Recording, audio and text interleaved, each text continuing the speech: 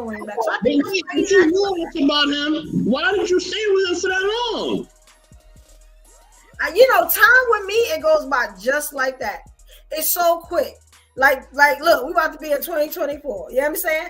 It goes by so quick. So because I'm working, because I'm out here hustling, I got multiple businesses. You know what I'm saying?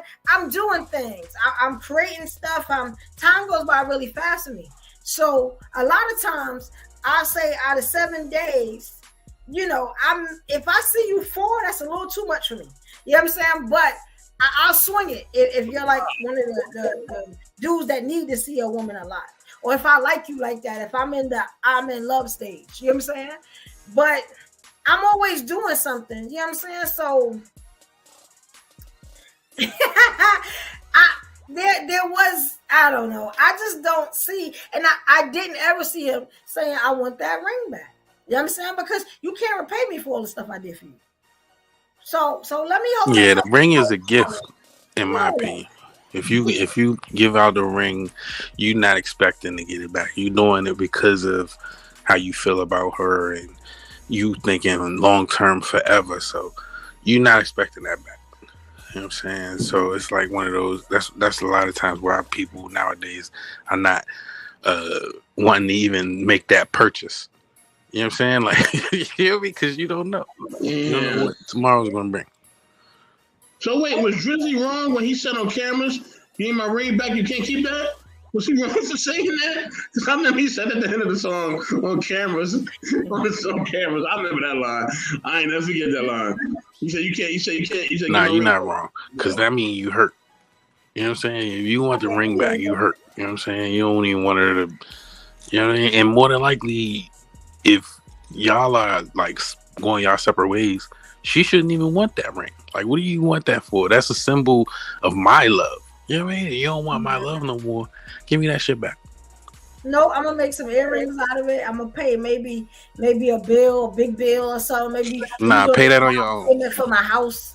You know what I'm saying? Something like that. You know what I'm saying? Nah. Pay that on your own with your own money. Give me my ring back. I'm gonna pay that for our past love. It'll be okay. That's gonna be no payment. Yeah, gotta move on, man. Gotta move on. Like my man Diddy and Bryce Tiller say, gotta move on. You know what I mean? Simon, what's going on, man? What you get about this conversation? We know you've been listening for a minute. Go ahead, brother. Yo, what's up? Can you hear me? Yes, sir. I wanted to ask a question. Is that a thing, like where women sometimes get in relationships and they feel like they're preparing a man for another woman? It happens a lot to the point where I don't want to do that anymore. If you're not my husband, you know what I'm saying, your credit score trash, whatever. You know what I'm saying? Work it out, figure it out, player. I may give you a couple of steps to get you where you need to be, but no, if your swag is wrong, it's just gonna be wrong. You know what I'm saying? Until you my husband, then I will completely upgrade you, like Beyonce said. But until then, no, I'm not into it. I'm not into. I'm sorry, but that's Nobody cap. wants me. You know Because that's cap. boyfriends are community property, so are girlfriends. You know that's cap though. Come on, you know if a dude is with you and you see something like, you want to give him some style, you're going to do it naturally. It's not like, oh, I ain't doing that no more. Come on now. You're going to be yourself in a relationship. You can't just cut it off. I don't. Whatever swag you came in with, you're going to stay with. Until we walk down the aisle. Like now I'm open to marriage. Before I wasn't. But yeah, I'm not upgrading nobody boyfriend. Like no. Nah, I'm saying it's not like you doing it, trying to do that. What I'm saying is subconsciously you will do that anyway. Just a man being around a woman, having her presence around him, he's going to more than likely, she's going to rub off on him. That's what that saying is from. Like you going to rub off on that person. Yeah. Like, I've had dudes like adapt my speech and like the words that I say and stuff like that and little phrases. Exactly. You start jacking my slang, all that. But going shopping for you and I'm not doing none of that. Do you? You know what I'm saying? Like, you good. You know, your shirt don't match your pants. You know what I'm saying? As long as I'm looking good, we all look good. We look good as a unit. So, like, follow up question, like, do you think men do that to women? That they upgrade them for like other men. Yeah, if you want to call it that. I mean, I think it does happen. if that's what you see it as. I think that does happen. I do think that does happen. I think it happens with women a little bit more. Why do you say that? Because like I've, you know, from doing the social media as long as I've been doing it, and you know, even from my own experience, you know what I'm saying? I thought that that's what you were supposed to do. You know what I'm saying? You know, if you with that person, you know, just make sure they shine and you know what I'm saying? And So then we're out here upgrading people. Is that what we're supposed to be doing? I think that's what you call an upgrading. I myself am not going to do it anymore. You know what I'm saying? But there are still a lot of women out there that do it. It's a whole song about it. You know what I'm saying? Like, you know, from one of the queens, the top artists, you know, but and I used to feel like that. But it's like if you're not all the way mine, I'm not doing that. No, you're not. I accept you how you come, and that's how you gonna stay. Unless you upgrade seriously on Jesus time. You know what I'm saying? Evolution. Let me ask you this, right? Let me ask you this, right? Okay. Please get this answer right, Evolution, because I believe in you. I believe in you, right? Please tell me you're not one of these women that feel like you don't need a man. Please tell me you're not one of them type. Please. I feel like your wants, what's the saying? You're old enough for your wants and your desires not to kill you, right? So I feel like, I mean, there is a saying that we need each other. I feel like we get our wants and our needs confused. Because when it's time to go, you go alone. You know what I'm saying? When you go up in that pine box, it's just you. You know what I'm saying? You know, like you don't get buried with him. Like he don't come alone. You know what I'm saying? He go to club. That's what you're supposed to do. You know I'm getting cremated. Nah, that's real. That's real. You know, and honestly, Soapbox, do you think you need a woman? Like, or do you think women need men? Yes, I believe I do believe we both need each other. Because I think that you mean for society, that and also for companionship, like, now I mean, naturally, and I mean that's just me, right? I'm a heterosexual man. I'm not on no other type of time. Salute to those who are on the type of time, but you know, I like the, you know, the regular man woman type thing. You know what I mean? The natural selection, as I call it, right? So I'm on that type of time. So because of that, like, yeah, I need a woman to be in my life. Like if she's my woman, if she's not my woman, then I'm cool, right? I'm, you know what I mean? It's somebody that can go and come and not. I might have some feelings behind it a little bit, but I'll get past it. I'll be all right. You know what I mean? You know, if she's not my woman, but if she's my woman, right? And I'm building a legacy with, yes, I need her. You know what I mean? Unless she shows herself not qualified to be that anymore. You know what I mean? And vice versa. If I don't show myself approved, then she shouldn't need me either. What's the point? And here's the thing, what's the point of me even, you know what I mean, being within her life and me being within my life if we don't need each other? What's the point? Because then I could just be by myself then and just be single if I don't need you.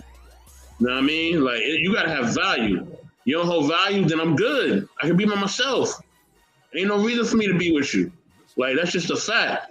You know what I mean? And maybe that sounds very selfish, but that's extreme. That's how extreme I am when it comes to my woman. If she's my woman, I need her. You know what I mean? And if I'm her man, she needs to need me. You know what I'm saying? That doesn't mean she don't have a mind of her own. That don't mean she don't have a mind of her own. I don't have a mind of my own. We do, right? But it has to be a necessity for you to be in my life. If you're not a necessity and you're a convenience, then I'm gonna treat you like a convenience. And that's just me. Yeah, I see where we get missed at is when we say the word need and versus the word want, and what each one precludes. And I think what happens is what we'll think of when we say needs is like air, shelter, food, you know what I'm saying, clothing, things like that. And wants being, you know what I'm saying, like a watch or you know what I mean, like you may want something specific to eat. Yeah, you need to eat, but at the same time, you don't have to eat, shrimp. Yeah, but yo, bro, Yeah. bro. Yeah, he understands. Listen, yo, Yeah. if I, yo, my woman's a need. Period. Because why? Because why niggas out here chasing women if they ain't a need? It's not a want. It's a necessity. They just don't. They don't really want to understand certain things sometimes because they ain't learned it at that period, or they're trying to get their head around stuff, and that's why people go out and get an education. Same way with women. It's the same thing. You want to understand what things are about. So I think it is a need. I mean, we don't necessarily want to understand that it's a need, and that's probably the want part. But I think it's definitely a need, or else there's no way in hell we'd be out here having these conversations about relationships all day long. No way. No, what I'm saying is, okay, like say for instance, you need water. Like if you don't go a certain amount of time, you know what I'm saying, without water, you will die. That would be it for you. You know what I'm saying? You need oxygen. You need that, like, to breathe. You need that air. But as far as for poom poom, you can go months. You know what I'm saying? You was a virgin until you got it. You know what I mean? Or yeah, but you don't necessarily need poom poom. You get what I'm saying? Yeah, but that's without it. Right. That I think that's where you get a bit misconstrued because it's not really about poom poom. Like when you get with a woman, let's say you get married. I'm simplifying. I'm oversimplifying. Yeah. No, I get where you're coming from, bro. I understand what you're talking about. But I'm just saying, like, just to have a companion, for example, in life. No, I get what you're saying. As time goes on, like you look at your parents and stuff, or if you have had parents, relationships, having children, needs and wants. It's a very thin line. And see, that's where I'm coming from. As far as if you from the generation I'm from, it's a whole generation of people who were raised by single mothers, and so we saw these women not necessarily having a someone else, but getting it done. Right. You know what I'm saying? Surviving even without. So it's like I guess don't see that as a need or seeing it as necessary, only as something you may want. Yeah, that's a good point though, because although my mother was married twice, I used to always think as a child, why did she want to get married in the first place? And that's what I'm saying about, is it a need or a want? Because right, she don't need her first husband. You know what I'm saying? Maybe. Like, once that's over, I don't know. Maybe it just didn't work out. But she might have needed him more than she needed the second husband. It was a want, not a need. Not necessarily. This is the thing. It's a very thin line. It's like it's the same thing, really. I had this thing, right? When I first met my first wife, right? Not that I have two, I've got one. Sorry. I'm just saying. There was her and she had her chick. And like how chicks rock sometimes. They rock in pairs and one's prettier than the other. So they both came at me. Like in a sense of, and then I was like, well, who's gonna be the wife? You get what I'm saying? Because now as soon as I chose, they started fussing and fighting with each other. Eventually, they stopped speaking to each other. Women in nature understand the need, I think, to be with a man, because you're going to have a need to fulfill yourself, like in terms of having a child, for example. That's not necessarily a want in most cases, because there's a lot of women outside that can't have children. Right, so if it's something that you may not necessarily be able to have, is that a need, or that's just something that you want to do? Like you can adopt a child. You get what I'm saying? Like Yes. if it was something that you really needed, then we would have more people adopting children. It's a want, and I'm gonna be honest. A lot of like the stuff I hear, I see as far as like relationship and stuff, they sound like weakness to me. You know what I'm saying? That I need a man, I can't live without. It sounds like dependency. It sounds like the loneliness has screwed up your brain to where you can't function now without a man. You get what I'm saying? You know, and it just looked terrible to me. And a lot of times I just stay quiet because you can kind of tell the lonely women. I agree. That you know what I'm saying? I feel like they just not gonna make it because they ain't been touched. I'm gonna tell you, I was in church having this same discussion one time, and I told a pastor, I said, I love the Lord. I hear what you're saying. But to tell these people that they need to be in here, they got to have somebody in their life, I think that's wrong. Oh, well, how can you say that? Jesus made us this, that. I said, I can tell you why. You know what I'm saying? Because at that time, I was 2 years by myself. I said, I ain't even got so much as a hug. You know what I'm saying? In 2 years. And I'm not bitter. I'm not lonely. I'm making the most money I could ever make. I was really happy to where now I'm still happy. You get what I'm saying? But that type of happiness when I was, doing that good, you get what I'm saying? I was just like, the audacity of you to keep telling these people that they're going to die if they don't have somebody next to them is crazy. And we actually had a debate about it. I feel like it's a want, and a lot of times it's a weakness. Yeah, I get it. Exactly. And that fear-mongering, that's what that is. Yes. They're fear-mongering, trying to make you think that that's something that you really need. But if you go without it long enough, you'll realize, oh, that ain't something I need. I don't agree, man. I get the church thing. I'm religious, but I don't go to church like that. But I ain't about to believe no pastor and what's going down like that.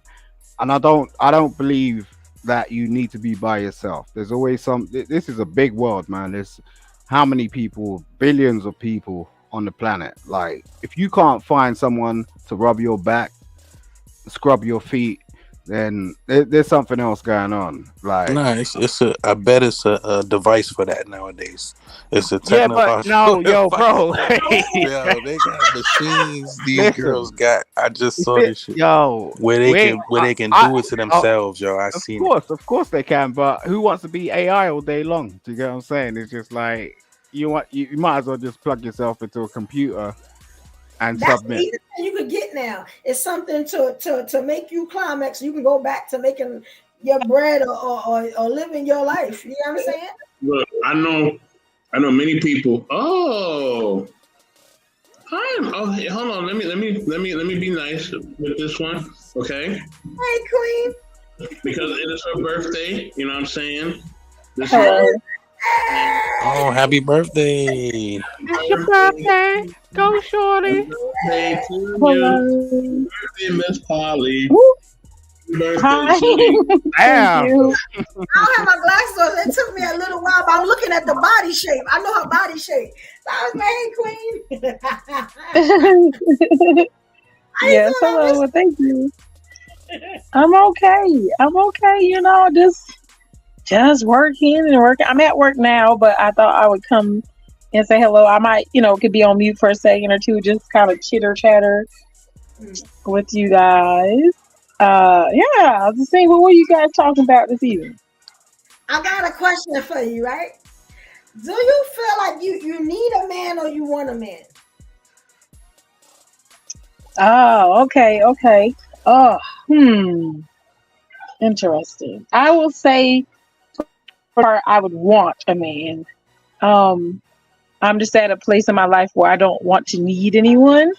And that is probably more, like you said, like more personal because, I've always kind of been with someone in long-term relationships. So even when I was like married and when I wasn't married, I got right into another long-term relationship. So it feels like to me, like when I start being poly,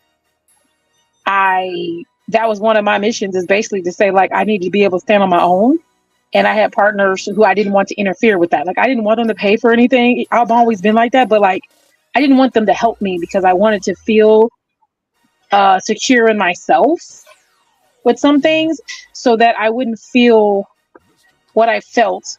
And what I mean by that is like if you've ever been a woman, you guys know what I'm talking about, and a man is always taking care of you, like for the most part of your life, and then like something happens and no one's taking care of you, it can be a big life-changing situation and you're kind of frantic, you don't know what to do necessarily, and then when you start doing it, you're like, oh, okay, I can do this by myself. So if you've never had that experience where someone's basically taking care of you for the most part of your life, or most of the bills, all that stuff, and then they're not there, it's a big change.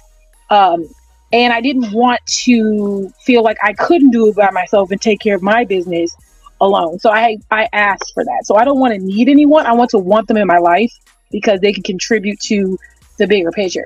But I don't want to need anyone. Can I ask you a question? Yeah. Yes, sir. Can I ask you a question? Yeah. How you actually gonna achieve like any sort of long-term goal if you're thinking short-term? In terms of like, if you're already going into it, sounds like you already walk into relationships thinking that you're gonna have to have some sort of backup plan. I don't know if I'm correct or not, but Oh, I see. No, I don't want a backup plan. No. I want to be able to assist my partner. Like I don't want to always be the burden on anyone. Like being, and I know some people say it's not a burden, but okay, let's say like even if I was a man, would you want a woman who can contribute even if her contribution is to help with the children? Or would you want a woman who's not contributing and always taking from you and your resources and never contributing? That's a good question. So it's not the necessarily saying what you're giving is not. See, I think people put value on everything and everything's different. Like someone helping with the children in the house is a value. It's just not a money value, but necessarily could translate into that. So I don't want to be always taking from my partner money, even sex. If you're taking from a partner and never giving back with anything, I don't want to be that person who is taking 70% and never contributing anything. Nah, that's real. Yeah. And okay, bear with me. I'll be right back. Okay. Go ahead. I'm sorry. No, it's not you, King. I'm sorry. No, you hear me? I ain't even hear you. Go ahead. What you go ahead. It's go ahead. you, King. You go ahead. Oh, nah. What I was gonna say is that's one of those breath of fresh air. It's like you don't hear that perspective a lot. Most of the time it's like, okay, yeah, I'm an independent woman. I don't need no man type shit. Only because it's something that is like out of necessity, out of like survival. And so you get to a point where, okay, like once you do have someone, you don't want them to think of you as a leech or as someone who's only taking. Like you want to, like even if it's it's not necessarily 50-50, but even if you putting up 70, she won't be able to put up 30. You know what I mean? Which is awesome, I think. Mm-hmm. And nobody want, like, if say for instance, if you are in a situation where you do all of the driving, like say for instance, all of the driving, right? This person is what they call it, a passenger princess. They'll never drive.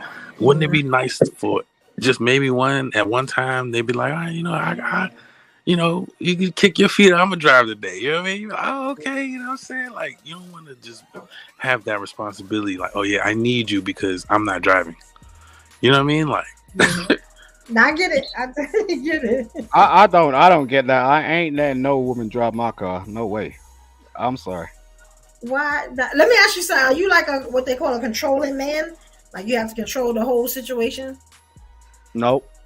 I'm just saying. Sorry? No, I'm saying if it comes up, if out of necessity, say for instance, something happens to you. Oh, I get you. You want somebody who's able to drive. You know what I mean? Maybe you won't let her, yeah. Well, maybe you like, I got it. I'd rather drive. That's fine, perfectly fine too. Like if a chick says, no, I'd rather be one cooking and cleaning. Okay, cool. That's what's up, boo. You know what I'm saying? I mean, in relation. Sorry, should I go or should I start? I just think like in relationships, when you find your real partner, you got to train each other. Like people be talking about training one or the other, but you train each other, like to be amongst yourselves, because obviously it's an adjoining thing. Like if I got my house, you got your house when we first met, then we've got different types of things going on, and then we sort of figure it out. It's like that's the whole reason why we sort of communicate with each other. Is like, yeah, it's like for like. If you come to my house and my house stink, you're not gonna fucking return, rear. So it's just like at the end of the day, if you come to my house and my house is clean, you're gonna be like, yo, I'm clean as well. So then you're gonna start moving forward and going, well, what can we do to progress this? So like what Essa was saying, if you're going on a road trip or something like that, it'll be the same with driving. As far as I'm concerned, anyway, it's like how do you take this wheel? You get what I mean? Because when you get in a car for the first time, even with a cab driver, if I'm hiring a Uber or whatever the hell, I'm like, yo, how you driving? You get what I'm saying? It don't need to be a woman. I'm just like, how you driving? Nah. Look, I don't know where you was going with that, but it doesn't need to. Come on, y'all. All right, go ahead. You got it.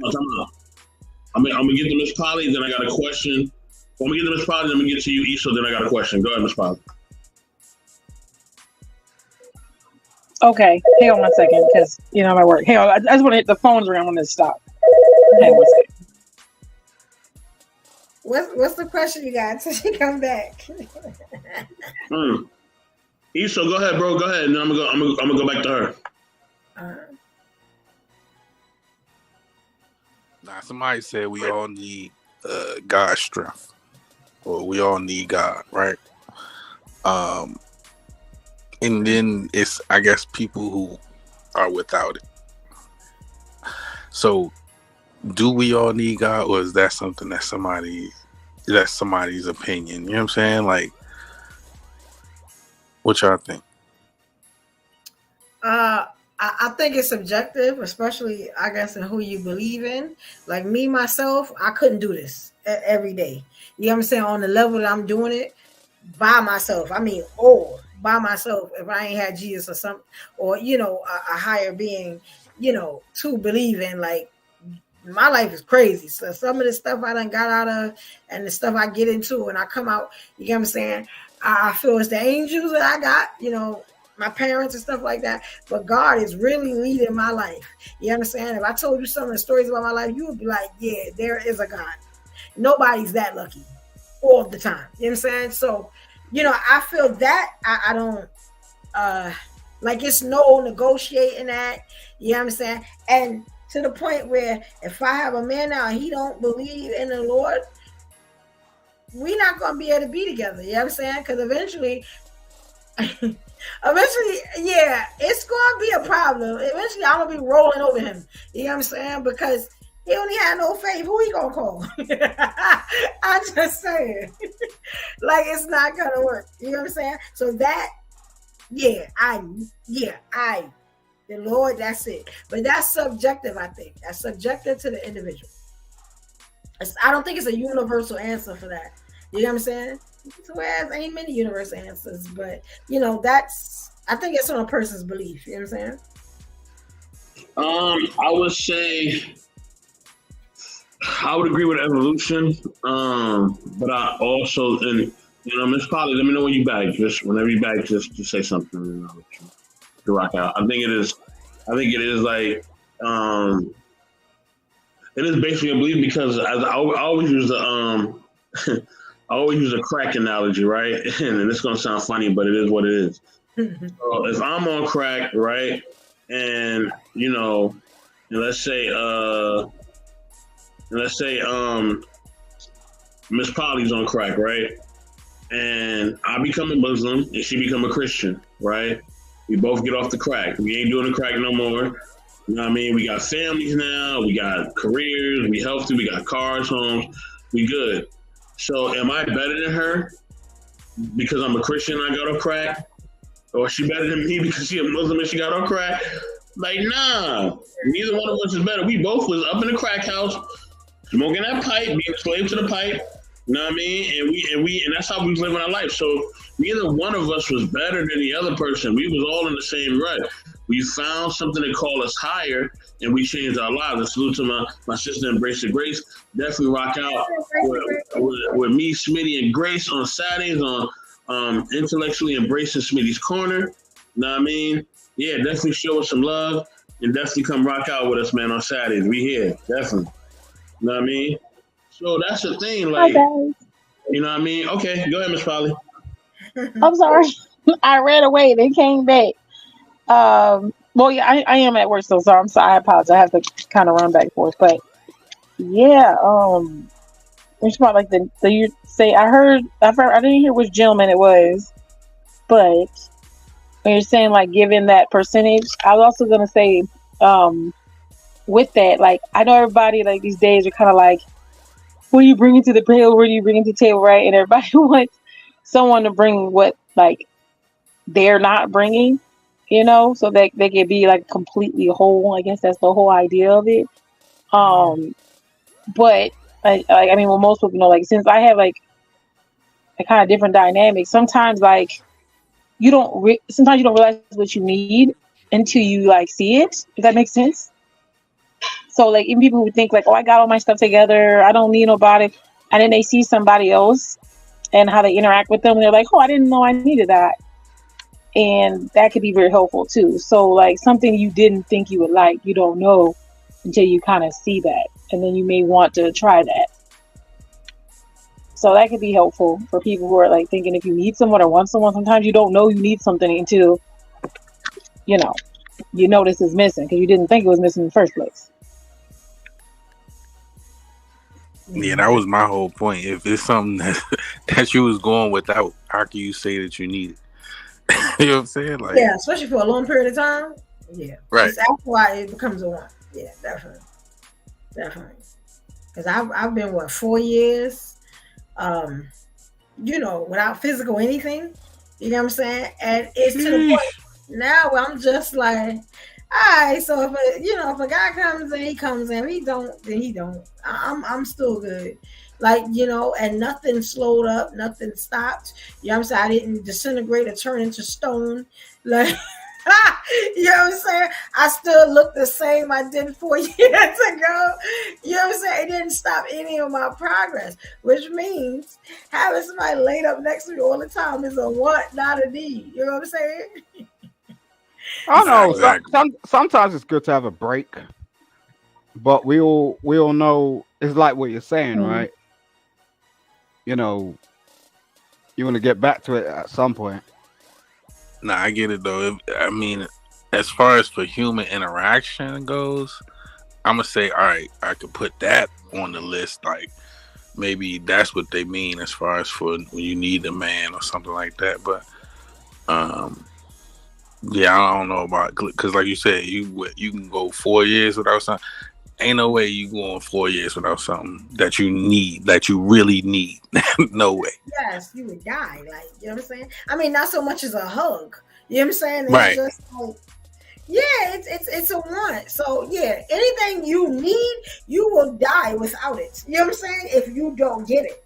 So that's why I hate when I see these shows and these apps and stuff like that, and they tell if you don't, you need they tell women, they tell men, you're not nothing if you don't have a woman. You need a man. You know what I'm saying, to validate you, and it's like, stop pushing that. The church is pushing too. Stop doing it.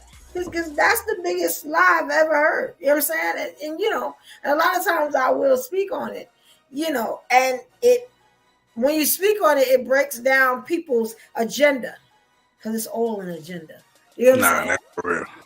But don't you? All right. Go ahead. Don't you think? I get what you're saying, right? But it's about proximity, right? So, like, people have needs, right? And this is what I was saying. I was just trying to say, like, we all have needs versus the one. And we know, like, if you want to get a pair of trainers, that's cool. But then there's a need, like, that's a humanistic thing, like humane thing. And I think the reason why we detract from this is sometimes it's just based on the fact that it ain't in our face. And if it was closer to us, the more we inch and inch closer to that, then you'll then go okay and acknowledge that was a need. But until then, it's like, yo, I'm gonna put my barriers up. I ain't even messing with people like that. You know what I mean? So somebody said the issue is we got women thinking that men are replaceable. What y'all think of that? The closest thing that I've gotten to replacing a man is the rose with the extra side piece. With the extra tongue part? Jesus. They got a You need to stop this because I'm about to describe it to him because they got 2 extra parts, but it's one of them that's real interesting that handles both. So that's the closest that I'm thinking women are getting right now to replacing men. You know what I'm saying? Like I can use that because I have a very vivid imagination because I'm an entrepreneur. You know what I'm saying? And I do a lot with art and graphics and stuff. So I almost like Simon was talking about the AI dreams where 50 Cent is always in the room with me. Yeah. It was 50. It was 50. Oh, hammer. And it's so vivid in my mind that I feel like he right there. You know what I'm saying? And I'll be good after that. I'm just saying. So sometimes you don't need, you know what I'm saying? You know, it's a want. To have somebody next to you is a total want. Because after that, I'm fine again. I'm back to being me. Nah, I get it. Hey, peace and blessings. Nah, the toys they coming out with for men is crazy. They got the Gog 7000 I just saw. I'm like, what the? Yeah. Them extra pieces is no joke. Yeah. You know how they said the 20,000. like we said like replacing them. I don't think we can replace people. You know what I'm saying? But when it comes to like the men in general, like we're just different. Like as men and women, we're just different. Like, you know, guys are a little bit, they're more logical, women are more emotional.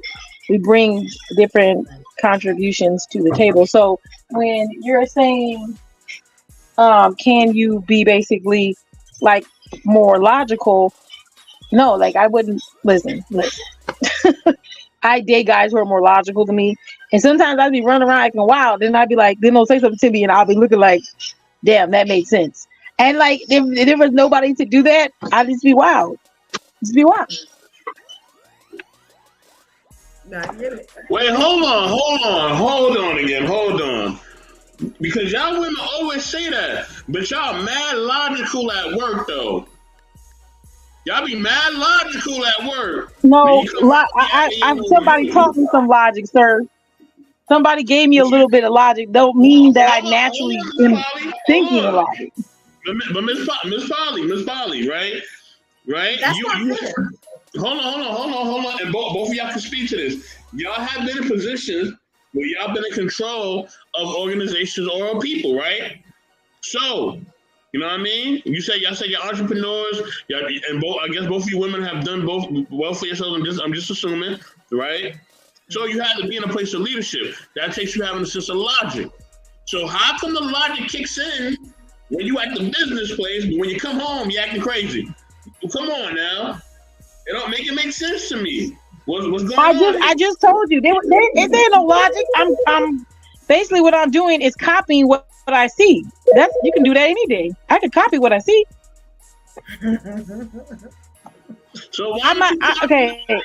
Wait. Let me say this real quick because the phone ring. I gotta run out here. But what I'm saying is this: I see men wrong. Like I've been around a lot of men. I've seen business people. Blah blah blah. Right? It's a way. I'm being taught to do that. Men aren't taught to just be that way. They just are. There's a difference. It's like, what would you rather do? Have something all natural or get the artificial? You're getting the artificial. Yeah, I can do it. Team natural. But do I have to work a little harder? I do. I have to disagree. I got an answer for this, but I ain't gonna like it. Nah, I know some. Hold on, y'all. I know some men that's not logical at all. I know some men are just straight dummies. All right, they ain't got no logic in them at all. They just straight stupid. So I Right. just try to. That's not. Go ahead. Alicia. I think it's wrong, and I see it a lot. I think it's wrong for men to keep comparing themselves to the workplace. You get what I'm saying? There's two different things. It's like apples and oranges. You know what I'm saying? You can't compare my home to my workplace. You get what I'm saying?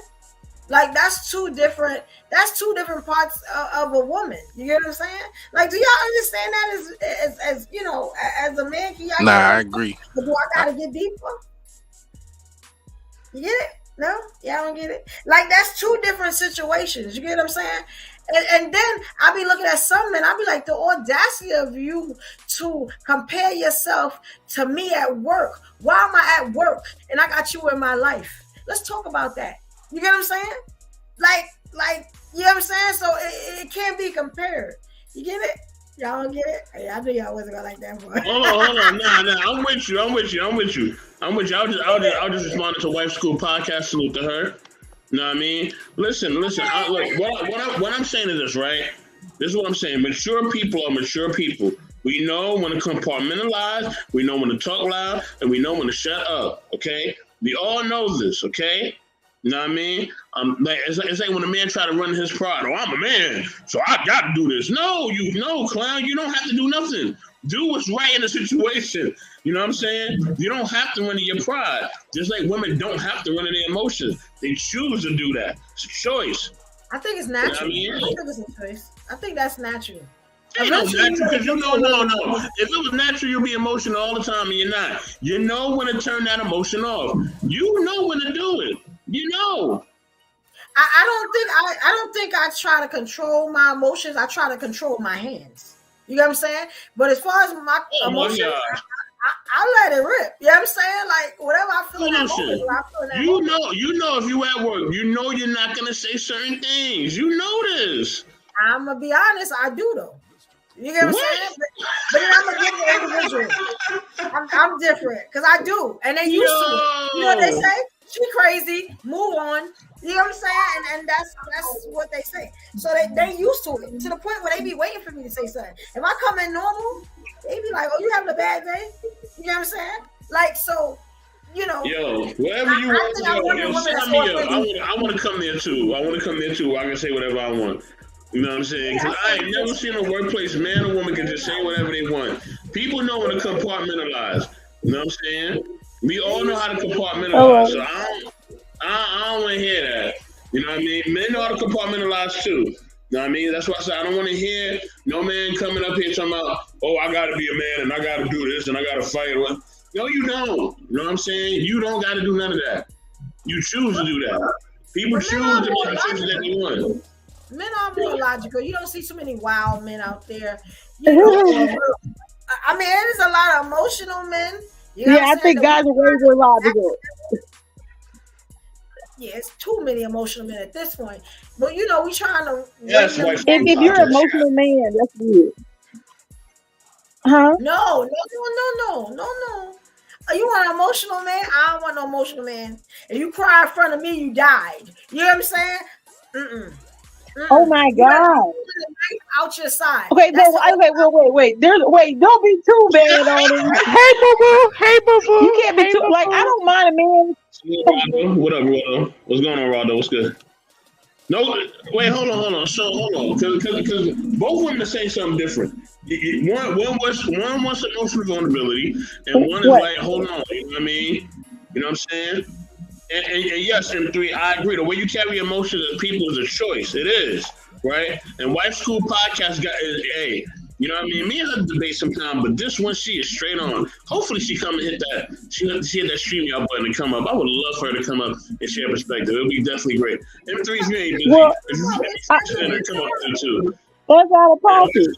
Well, I mean, I don't think there's anything wrong with your partner having a moment with you in private, and that should be something that's like a private space that you make for you and your partner. But I mean, if you're just a regular man, you don't got no woman, and you like falling apart emotionally, that is like really concerning. And just for anybody, you like if you can't function and you're falling apart, you know that's a little strange. for anyone. Okay.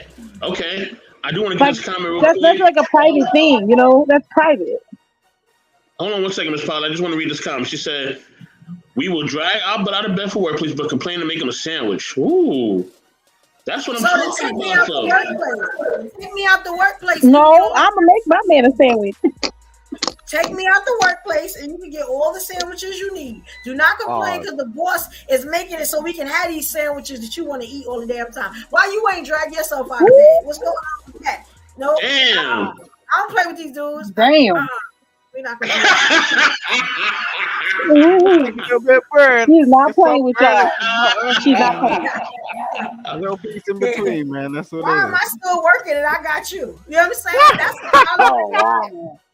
we ain't That's even rough. doing it. That is rough. You be sick in the bed, and you be like, "Evolution, can I get some soup?" She be like, "Look, go get your ass up, get your own soup. I'm not making that." You have. That's messed up. That is messed up. Because the audacity, let me You know tell you what's so funny? Leaders, right? Because every man want to be a leader. Well, they should be a leader, provider, and stuff like that. Why? I'm kind of doing everything. I'm working. I'm taking care of you. What you doing? And half the time, the pipe that they laying ain't even worth even seeing them the next day. Sheesh. It's like, come on. Nah, hold on. I'm not ready to see my brother. No, Evolution, no. Because you know what? I'm going to say this, and I've been waiting to say this for a while. Because y'all always talking about how men don't measure up. But let me just be honest with y'all. Some of y'all can't even really take it anyway. When a man, okay? Let's be honest about this. Some of y'all can't even take it anyway. So y'all sitting up here acting like, oh, he ain't this and he ain't that. And some of y'all can't That's even not good. No, that's not good. I mean, I'm swallowing cucumbers. If she say so yo, I ain't worried about that. But I'm just saying, I'm just saying, some of us can't. I'm swallowing cucumbers. I done did the work. You know what I'm saying? But my thing on that is, Lord. And that said, why don't they say, why are there women working? Because we ain't supposed to work, right? Are we supposed to work too and still take care of the house? Is that we? Yeah, you ain't supposed to work. Our people always work. I don't know where y'all get this fascination that our people was home. We never was home. Black men and women were never home. Through any era, nobody was home. Why y'all keep gotta go? Y'all gotta see in your mind this fascination that y'all was home. My grandmothers worked. My mother worked. My aunties worked. They wasn't home, and their husbands worked too. Nobody was home. I don't know, and it wasn't that the men didn't make good money because a lot of men in my family did, but everybody worked.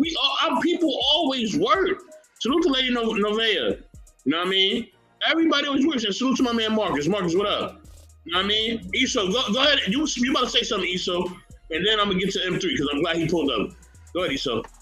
Nah, M3 just joined, and I was gonna let him speak first. You know what I'm saying? Salute to M3. M3, what's good, baby? What's good, everyone? How's everybody doing? All right. All good, yo. Chilling. Okay, man. So let's go ahead and get to this, right? Look, man. All you women on the panel is a bunch of cap, all right? Stop trying to make it seem like y'all worth more than what y'all saying on the panels. I'm not. Now, hold on. Let me correct myself because I'm not trying to diminish what you guys are, right? But the thing is, y'all be saying about dudes that can't really measure up. How you know if the dude is thinking the same way about you guys? You gotta think about this. And I'm saying things in general, okay? Some dudes may feel like they don't need to measure up to certain women because they don't feel like they're a part of their program or their caliber. Or maybe they judge certain women based off maybe the way how they carry themselves, the way how, I'll probably put it like this. If a woman is in her masculine and you're not really showing much affection to the man, what makes you think the man's going to actually put his best foot forward into gratifying, let's say, sexual pleasures, certain demands that you guys probably might want from him? You know what I mean? Men play the game too as well.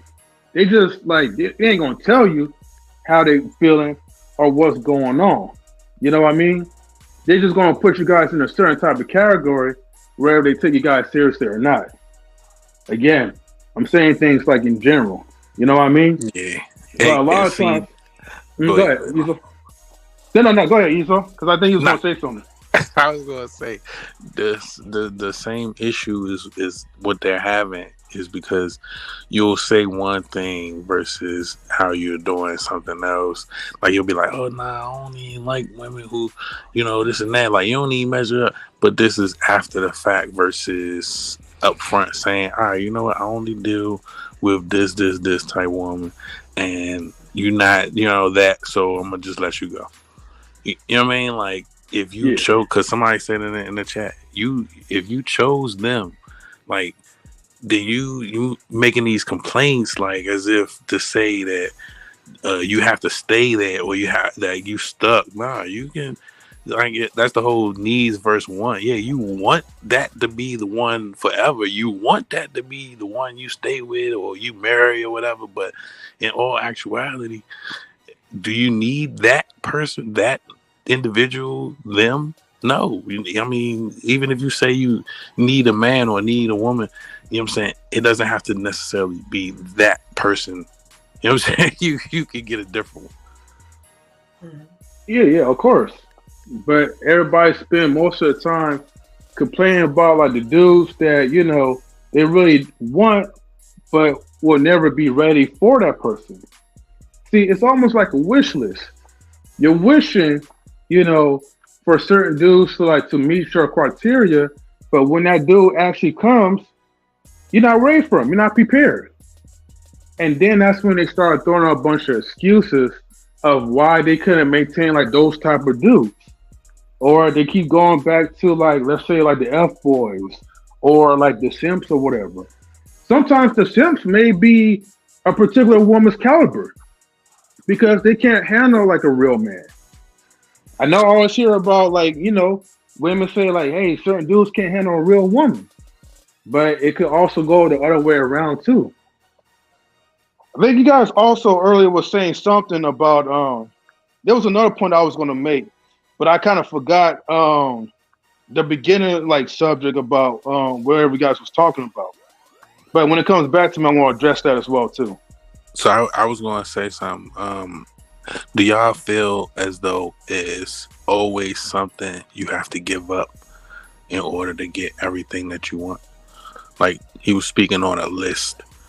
Say for instance, if you do have a list, you know what I'm saying? He might, have all these other check box, but he may not have a cucumber you want. You know what I mean? Like, is it always something you got to give up in order to get everything kind of checked off on that list? That's boss. I think believe so. Yeah, that cucumber up on there. You're not gonna get 10 out of 10. It's just not going to happen like that. You're lucky if you get 7 out of 10 at this point, especially now in the dating scene. You know what I'm saying? You always going to have to compromise something.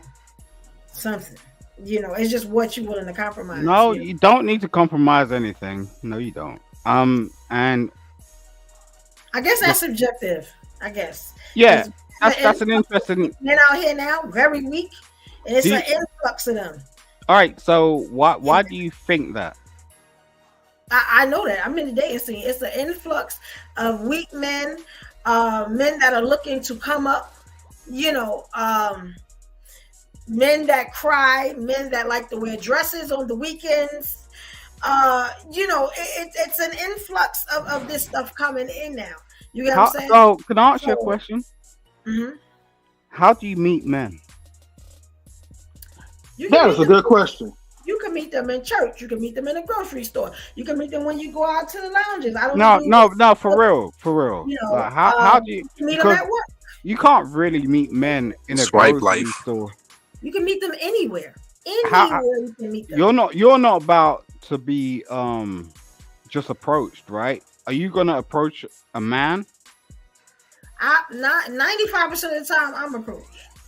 Right. So if someone approaches you in a grocery store, what's your thought process about how they could potentially be with you He freestyling. Like in terms of a long-term perspective. I don't think that makes him look bad. He gotta eat just like I gotta eat. I'm gonna go to the store I'm too. sorry. Look, I'm just saying, most men. So okay, let's reel it back a bit. Do you accept that? Do you accept that most women may accept that? I mean, yeah, I would. So I'm thinking, yeah, there are women that do. He's human. And sometimes you see something you like, you gotta go after it. You know what I'm saying? The confident men do. You know, the ones that are sure about themselves and stuff like that. So I'm okay with it. You know what I'm saying? I've been approached almost everywhere. You know, and I'm fine with that. Shoot your shot. You know, it's just a lot of people. That's what's up. I'm glad to hear you say that. Yeah, like I'm not second guessing that, and I give a lot of people a chance. Until I see it don't work, then I gotta go about my business. But I will give you a chance because you never know who your person is and how they really coming. Sometimes they don't come as what you thought they were gonna come as. You know what I'm saying? So you gotta be open to finding love. Because I'm gonna be honest, I can tell God I want to be 6'3", you know what I'm saying, a 13 size penis, you know what I'm saying, 18 size shoes. I want him to have $100,000. And all that.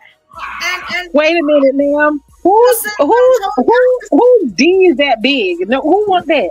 Hey, some size queen. That's the no, thing. No. I'm not even gonna let. I don't think that's a good idea. You know, anybody under 5 foot should not be asked for anything half their size. I'm just saying. No, look at the dating show. Look at all the dating shows. That's the stuff they ask for. I need him to make $200,000 a year and all this stuff. And the Lord sent her everything. He 2 steps from a bum. And she find love. Because I don't think the God gonna send you exactly what you want. You have to make some sacrifices. You gotta shoot for the stars though, huh? You gonna have to love some shallow hells. My last relationship was a shallow hell relationship. He would never be the man that I would pick visually. You know what I'm saying? And he turned out to be a demon. But you know, if he was a good guy, then I would have understood. You know what I'm saying? You know, sometimes they don't be what you want them to be, so you gotta be open to everything. No, you guys are just choosing the wrong men. And you're not taking like accountability for it. Yeah, you know really these dudes are not good. You take a chance though. You don't know he's the wrong man. No. There's obvious signs, man. Right there. I'm glad she said that. You don't know he's the wrong man until you actually give him a chance. You don't know that. You get what I'm saying? Right. So you have to give people chances out here. Like Beyonce. No one might not be Beyonce. Hold on for a second, right? Okay, I agree. Okay, look, halfway, I kind of agree with you as far as you gotta give certain people a chance. What, Miss Polly? Okay, like I was saying, your phone broke up. We couldn't hear you. I'm listening to M3, and then I guess I just want to make sure you can hear me. Can you hear me? Yeah, we can hear you. Yeah. Okay, like I was trying to say, right? Okay. Okay. I was saying, like, this is this. Go ahead, Miss Polly. I'm on mute. Yeah, she got a delay, y'all. Be patient with her. She got a delay. It's all good. No, I think I'm on a lag, so I apologize. I think I'm on a lag. Yeah, we hear your lag. Yeah, you got the floor though whenever you want to say. Well, I was just trying to say that's when they say like guys are different than. Wow. When you say like girls can't see the drama, girls hope for the best and see what potential could be there. Men don't do that. Men see what it is and then go off of that. That is the difference. So this is where that thing is like, can you replace a man or a woman? Not necessarily, because they naturally don't see what you see. Nah, I think we both acted off potential. I mean, yeah, we may have a type, you know what I'm saying? But, potentially this one may be different, even though she is physically your type. You know what I'm saying? Like, as far as for mentally or spiritually or what have you, the things you don't see. Those things you kind of are acting off potential too, like how women are. That's facts. And the thing is like what both of y'all saying on that one, yeah. The only reason why women get with men is because they can foresee what they can't. What you mean, that woman's intuition?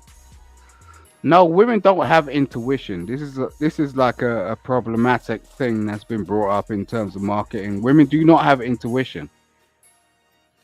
I bet They you different.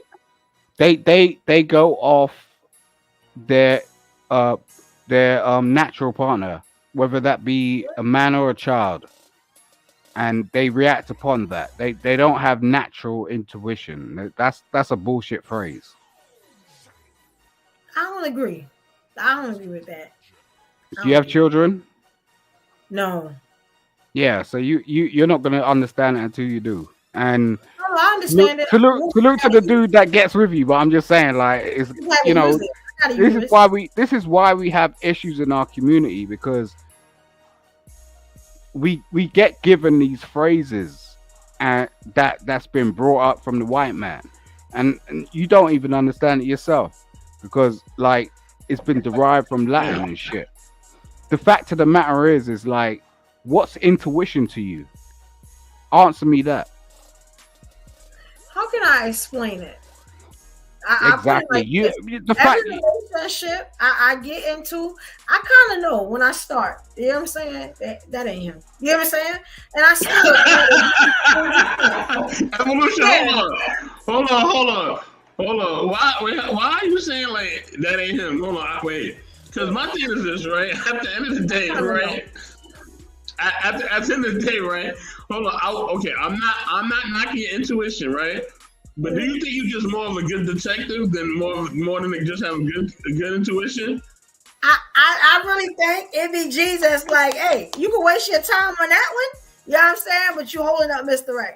I'm just saying, hey, go on. You know what I'm saying? I think that's that intuition that just be like, you know this is not him, and you still gonna give him a chance. And I do. You know what I'm saying? And then later on, when I'm leaving him, you know what I'm saying, and he destroyed and upset, it's like, but I knew you wasn't look, so again, this is y'all knowing who y'all choosing, and then it falls on you guys, and then it's like, then you want to blame certain aspects for like why you guys like, you know, keep getting these messed up type of relationships.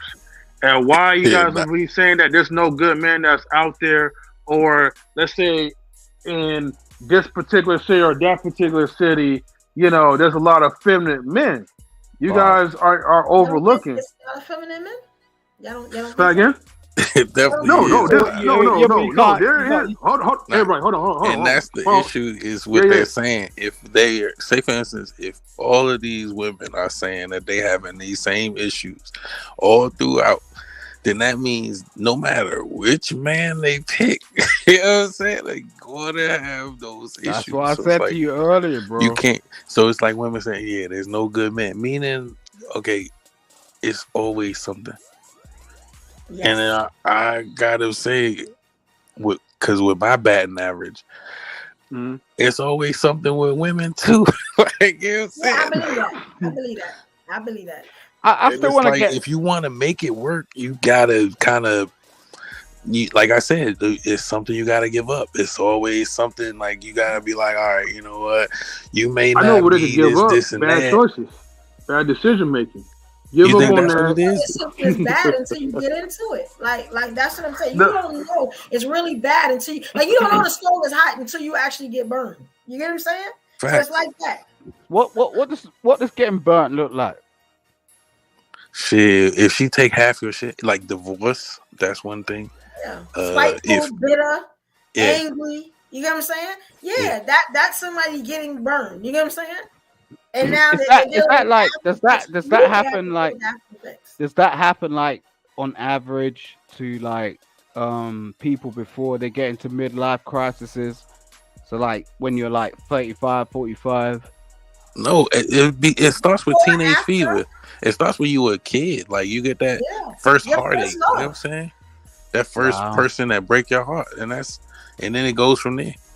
Yeah, triple effect. And I can relate to that. Mm-hmm.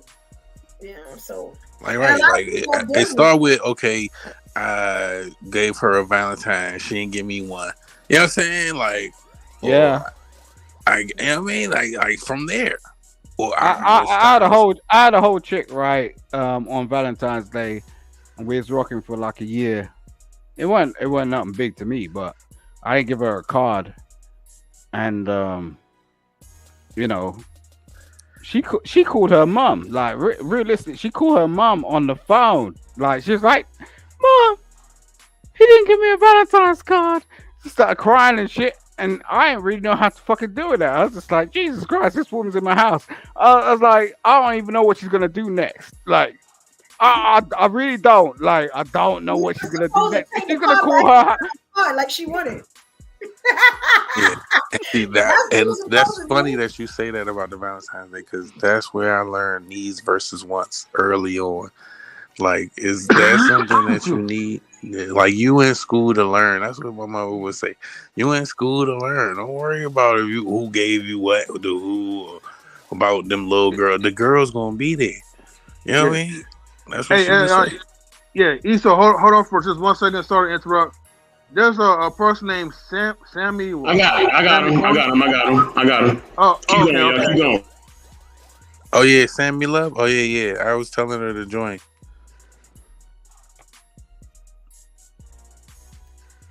Okay. Okay, she dropped back down. Hopefully she come back up. Yeah. So I didn't really know how to deal with that, man. And that's the thing. When you're in close proximity with someone and someone's sort of breaking down just over some basic shit, when you're sort of just trying to just get on, it makes you start to question like if you really understand what women are. Do you get what I'm saying? Because if women are gonna cry over a card, then if you do something else, it's like how are they gonna react? You know, I just found that astounding. I was just like, wow, that made me think in a different type of way. But at the same time,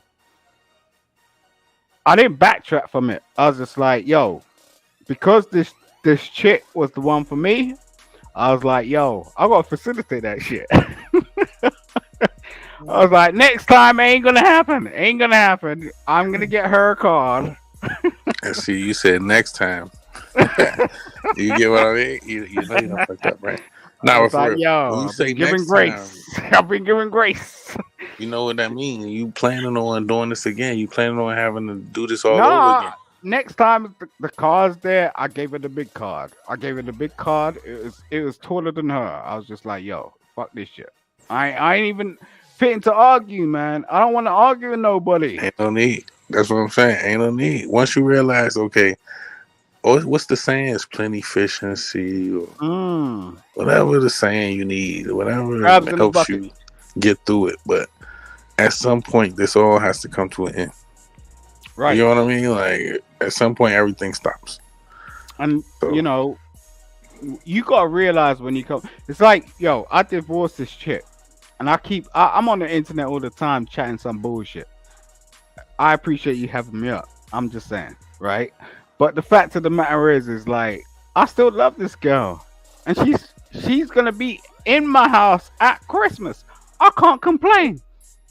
No, if you going how long was you married before you got divorced? Say that again. Sorry. How long were you married? We was married for 10 years, but I knew her for like 4 years before. So, you know, we've known each other for like 16 years. Because prior to me even knowing her, we was just in some business interactions and shit. Yeah, when COVID divorces. Yeah, but no, it wasn't. Yeah, no. You're right. No, you're right. She freaked out because she was a teacher, and at that time, teachers got zoned out, and we all had to deal with our children in the house and stuff. So yeah, that's when you realize you can't stand someone. You stuck with them. Yeah, no, that's exactly. I was like that. I was like, yo. Is this what we've been through?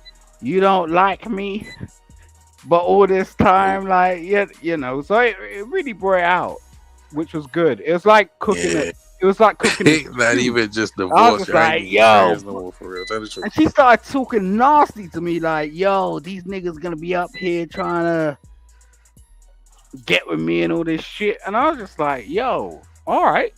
You was okay with that? You said all right. I was like, I knew that wasn't gonna happen. It was just like, Why you nah. say it wasn't going to happen? Because like ladies be talking like that. Like if look, I provided for her for a decade. You mean That is financially? everything. It was everything. So, listen, if you get with a lady, even yourself, it's not really sort of like, yo, I've got this ego and this, that, the other. It's just, understanding you're in a marriage and there's a commitment. So it's just like that's where she went crazy because I divorced her. So it's just like, but after all of Yeah, it, but that sounds kind of egotistical, though. You said yeah, I but divorced yeah, her. but just You know what I yeah, mean? no. I'm not Not saying like it we from an, got a divorce, but like yeah, we but just separated or we had an amicable, so all disagreement, right. whatever. All right, I'll ask you this question now. Why does it sound egotistical? Because does that make you feel like that's better?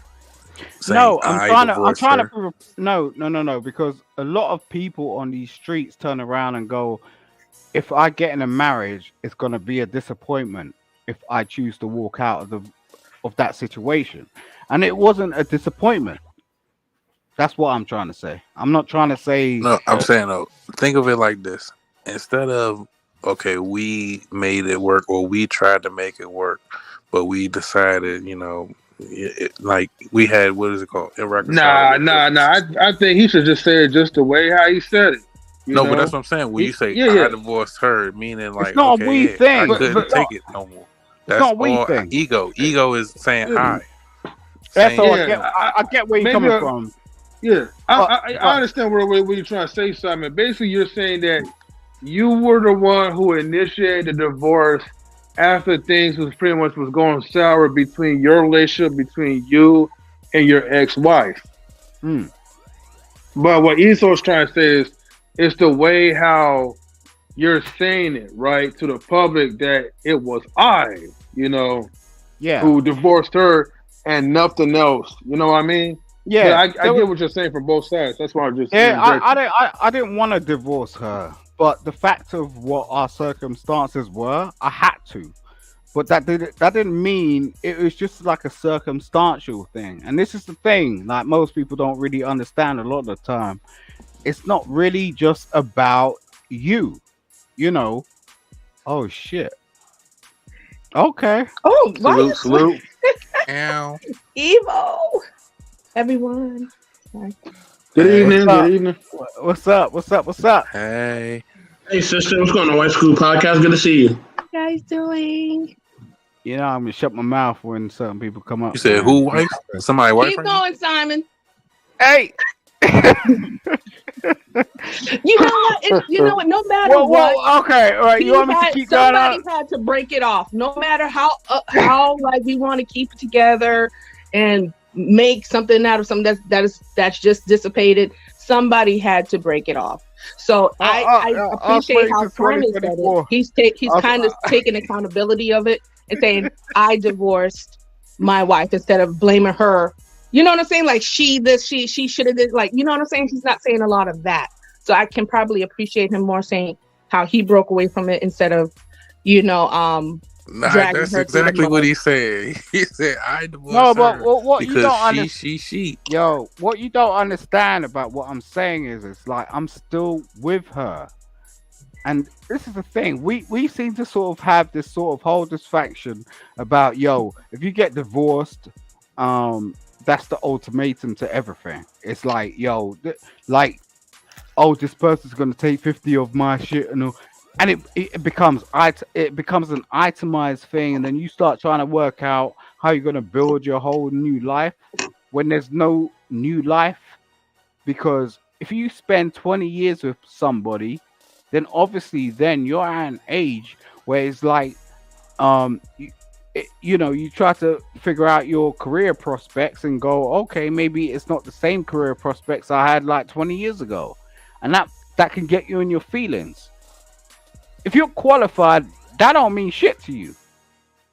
So, as I said, like that's the only narrative I have within these speak says, where it's like, yo, my ex-wife is with me. She's gonna be with me at Christmas. That don't mean we need to be together. She actually rented somewhere else to be with us because at Christmas there's no cars, there's no buses, ain't shit.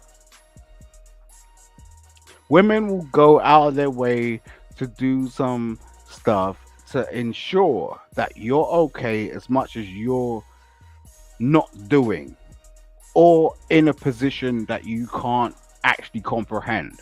Women will do that shit. And this is why we need to understand where women come from.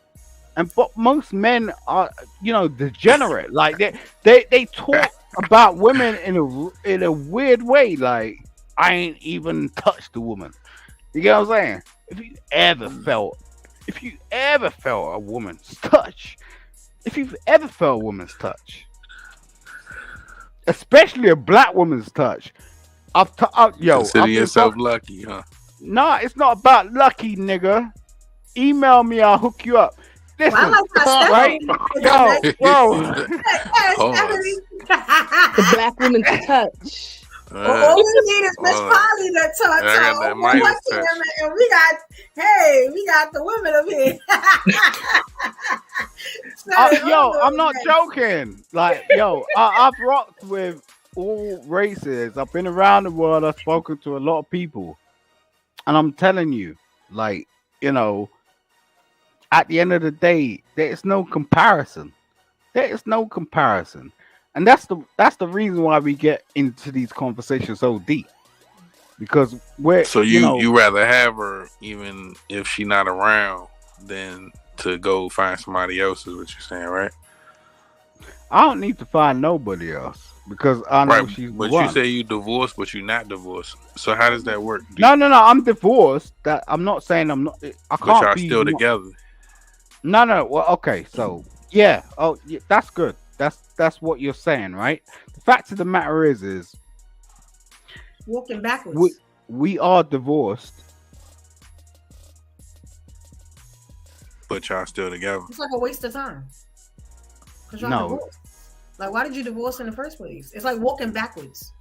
Like, what's the purpose? Because all right, so we want to address one thing at a time, right? I'm not saying because you say you was being with her on Christmas, or you saying you're not really with her right now. Y'all going what I'm saying is men don't realize what women understand. There's a difference. No. I'm saying stick to not men, but just yourself. As far as for if you don't understand, all right. So I'll tell you gain that understanding. Like from, say, for instance, your wife, right? Or ex-wife. So how would you gain that understanding? Hold on. I just stepped away. Wait. Hold on. I just stepped away. I don't know, Simon. I don't know what's going on with you right now. I had to use the restroom. I just came back. So I don't know what's going on with you right now, but I don't know what you said. He wants he wants to have a conversation about my experience in terms of being with my wife. So I didn't really want to go into it until I asked you, are you okay with that? If you're okay with that, I don't want to pry. I'm not trying to pry or anything. I don't care. No, it's not about prying. I think it's a good thing because I think a lot of people could learn from it. But I'm just saying it's up to IS because it's his platform. I don't want to do that. You didn't answer my question yet. I could do that as well, but I'm just saying if IS allows it, then cool. I'll go into it. Otherwise, I ain't. My fault. What was your question? Go ahead and answer Evolution's question. Go ahead, Evolution. Ask him a question. Okay, my thing is the last question I asked you. What's the purpose of hanging out with, someone you divorced and spending holidays with them, what's the purpose of that? Like, is that like walking backwards? Yeah, that's like, a is good there question. a purpose for doing that? Are you holding them up for the person that they should be with because y'all not together? Are you waiting for them to come back? Is that a plea for them to come back? Because if they can't be with anybody else on the holiday, maybe a prospective prospect or someone that they could go into their next marriage with because they are with you. Is that like a waste of both of you guys' times?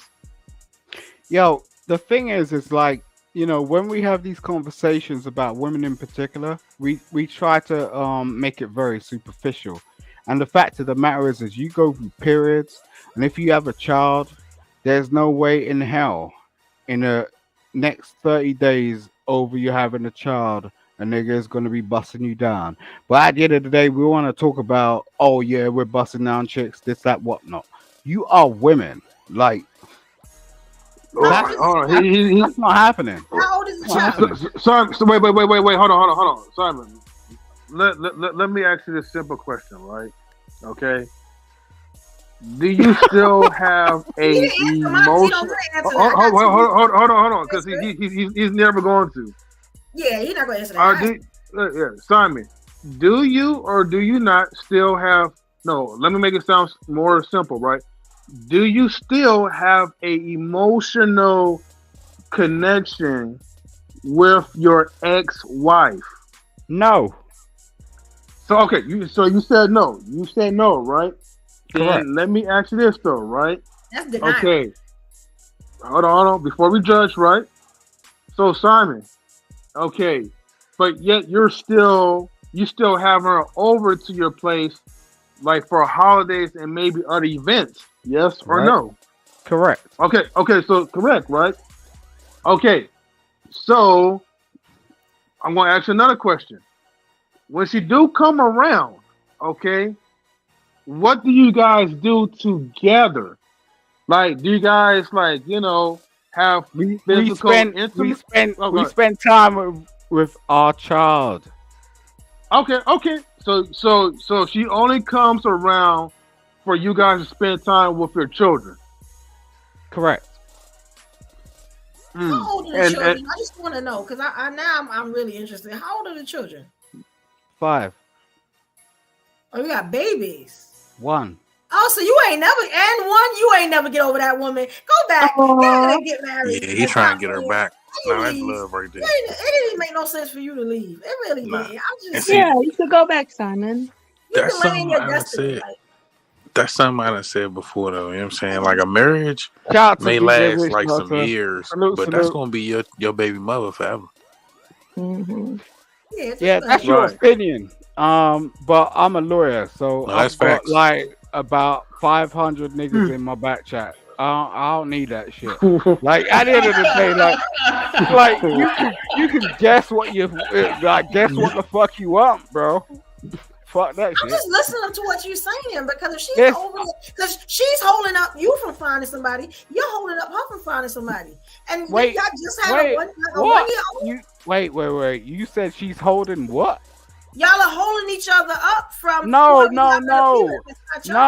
I'm That's right. Tell like it is, Rick. Yo, bro, you don't understand this. And this is what women don't understand. Salute to Marcus. And I'm not trying to be rude. I will facilitate you. I will facilitate you. That don't mean you own me or this, that, the other, or you're doing anything to me. No, not at all. Like, she could potentially be one of my 9 wives if I chose to go to Saudi Arabia and live over there. That's what's going down. You get what I'm saying? But you still got a spot for her somewhere in your life, though, right? You ain't gonna let her. Yeah, because she's beautiful. Okay, so you should have got. Check the back check. Check the back check. M3 is what I'm saying. You said check the what? The back check. You can't handle that shit, man. Because you're dealing with men that just are ghetto. You get what I'm saying? It's like when you're dealing with ghetto dudes, right? Well, you sound a little ghetto right now. Mm-hmm. What you doing? Yeah, you definitely sound a little ghetto. You see what's going on? You see, I done that on purpose, bro. You're starting to stand outside the dollar store. Yeah. I done that on purpose, man. I done that on purpose. I ain't kidding with you, man. All right, let's just put it there, M3. I'm just saying. Starting to sound like some of my homegirls. You know what I'm saying? Yeah, exactly. Yeah, that's bad, son. Salute to Hank in the basement. Salute. You don't wanna That's sound why like they're all on the yachts and shit. I see them all day long. You get what I'm saying? They be up on the yacht. That's what's going down. No, what I'm saying is you sound Trying to mixed figure up. out. You know what I'm saying? And we listening to it. We telling you something sound wrong. Yeah, You do know that. I guess I'm just the boy when I. Hey, Beth, give me 1 second. Yeah, you know what I'm saying? Shout out to Brooklyn. But yeah, like Yeah. somebody got to say it. I told you I'm the friend that say what nobody else want to say. You What know do what I'm you saying? want? Yeah, but what You do know you Need want? that. Yeah, you need. Shout out a to real Hank. What do person. you want? You said, what do I want? Yeah. I just want to be happy. Nah, no, you don't. You know No, what I'm saying? you don't. No, I you got my don't. money. I got my rose. I got all my hustles. Oh my I got, God. I'm chilling. I got You a said cute- earlier, right? You're content with understand? not having a He's man. really That's what dumb. you said, right? Huh? You said you're content with not having a man. That's what you said, right? I'm happy. Yeah. No, that's what you that's wanna not. say. No, wait. No, It ain't but got nothing to do with a man. I'm happy. You know what I'm saying? yeah, but are you And content a lot with of not people having a ain't man? happy with the people that they Are- with. So the fact are that I'm you- happy, Look, God come can only on, add to that. come on. Sam, What? I was going to say Samson. It's ice cream, man. Simon, come on. You know, there's a period before you got with your wife that you were in a single season. That's just a part of Nah, life. I've never been in a single season. In I'm that special. season, you should have try to be content with yourself and knowing what you like, knowing who you are, so that when you do get introduced out back there again, or when somebody approaches you, you will All have right, a more clear, yeah, no, I get what you you're know, saying. mindset about going into a relationship. Yeah, You know what I'm no, saying? no, you're Instead right, of you're going right, into desperation, which you don't want to do, instead of going out of loneliness, choosing somebody out of loneliness, which you don't want to do because that always ends up Right. wrong. So Yeah, from a you're right. woman's standpoint, that makes more logical sense. Even though women do say that, maybe they shouldn't say it like that. Like, I choose to be single. No, well, you're just in a season of singleness. No, you're right, you're right. Until You're you right. transition to something else. And so I think You're that right. we have to change some of the language that we do say, because I'd rather be with a person that is more whole within themselves than a half a person or a piece of person. And then I get with them and I realize that they can't even supply stuff that I need from them. Yeah. I love your hairstyle as well, man. I think like this lady speaks sense, man. Like go to her platform. Hold on, I'm sorry, everybody it's dramatic. Everybody pause for 1 second. I don't mind weeds, man, as long as they get it right. Pause for 1 second. That's what I'm Simon, saying. pause for 1 second, Simon. Pause. Now, okay. I'm gonna share 2 things, and I'm gonna throw it right back to Wife School Podcast, because I definitely want to. And okay, so I'm gonna bring up Esau on his regular platform. I'm gonna bring down this one. All right. So with that being said, right, which I don't know about Evolution, that she's very, very nice. I don't know that though, okay? Because she's entertaining you right now. But if you ever get a chance to really speak to her directly, or you ever have a business call with her, which I would advise anybody, if you want your brand to grow, if you want to do well, and if you want somebody that's going to help you and support you and be in your corner, Wow. there's definitely a woman you should have in your corner. She will definitely support you and help you. And she will also, want the help and support back as well. You know what I mean? So, versa, she definitely going to show you love. So I will say that about my sister. So y'all not going to see that side of her that she's in a relationship. She's not showing y'all that. Okay? And she don't have to. You know what I mean? You're not going to. Okay? So she's not gonna give you the full spectrum. Okay? That is a gift. Okay? That's not something that you're supposed to give online. And that's what you do. Y'all gotta have discernment on here, man. Y'all don't know how to have discernment and how to entertain, and then leave this where it's at. And then go take a nap, which I'm about to do. As soon as we log off of this, I'm about to get something to eat. I'm going to sleep. I don't know. You know what I'm saying? They look sexy as hell, man. Jesus Christ, what's going down? This is the problem with most of these cats. But anyway, sorry. Hey, man, relax. You can always watch the replay, baby. You can always watch the replay. Now, listen, he said, right? You got to know how to compartmentalize. You know what I'm saying? And I think that's what we have to do. But let me ask Wife School Podcast a question. So, we at this point, you know what I mean? Because the narrative of the conversation was should we need the person that we with, right? That's really the narrative, right? You were saying a lot of interesting things in the comments. So I want you to share your perspective on this, you know what I'm saying? And then we'll definitely move forward and I'll let everybody share after that. Should we need the person that we are with? I don't think we necessarily should need them, but we should be able to depend on them at some level. You know what I'm saying? If you're in a relationship, if we are coming together as one, there has to be some type of connection and some reliability and dependability that we interchange with somebody. You know what I'm saying? Because otherwise, why be in a relationship in the first place, you know? So there are some things that I need in a man that I cannot do as a woman. And there's some things that a man needs in a woman that he cannot do for himself. So it's the attributes and the characteristics that we need from each other that balance us out. It's not necessarily the person, it's those attributes that person possesses that we find that we need in our lives. That's how we choose people, I believe. Okay, now Wife School Podcast. I don't know this per se, but I'm assuming that you're married based on the fact that you said Wife School Podcast, right? No. So I'm gonna send that to you in a minute. I'm gonna put it in a private chat and I'm gonna put it in a public chat. I'm gonna share Evolution's channel. Matter of fact, mods, if any of my mods in it, because some of y'all are in here, find Evolution's channel. Please put it in a public chat. Okay, Evolution Era. Okay, is it still UXP family? Yes, UXP Evolution Era. Yes. UXP Evolution Era, okay? Mods, find that channel and put it in my public chat, please. Okay? So what motivated you to even come up with the title Wife School Podcast? Because I really thought that you was a wife, for real. Like I was a wife. And a lot of there was things that I thought I knew that I didn't know. You divorced him? Yeah, myself. I didn't know anything about myself. I'm just out here, you know, choosing people out of superficiality, not really knowing, you know what I'm saying? So I had to be in a situation which was a product of my choices, you know, and it wasn't necessarily nice, but that was my choice I made. There was a lot of things that I did within my marriage that probably emasculated my husband because there were certain things that he just couldn't take the lead on. And then I'm like, well, maybe I should do this and take the lead. And then, you know, it was just off balance. And so my channel is just based on trying to teach women, inspire them to be a better feminine woman in their own right. Because I had to relearn all that when me and my husband separated, which actually made me a better person. Can I ask you a question? Yes, love. Would you become a wife again? Yes, I would.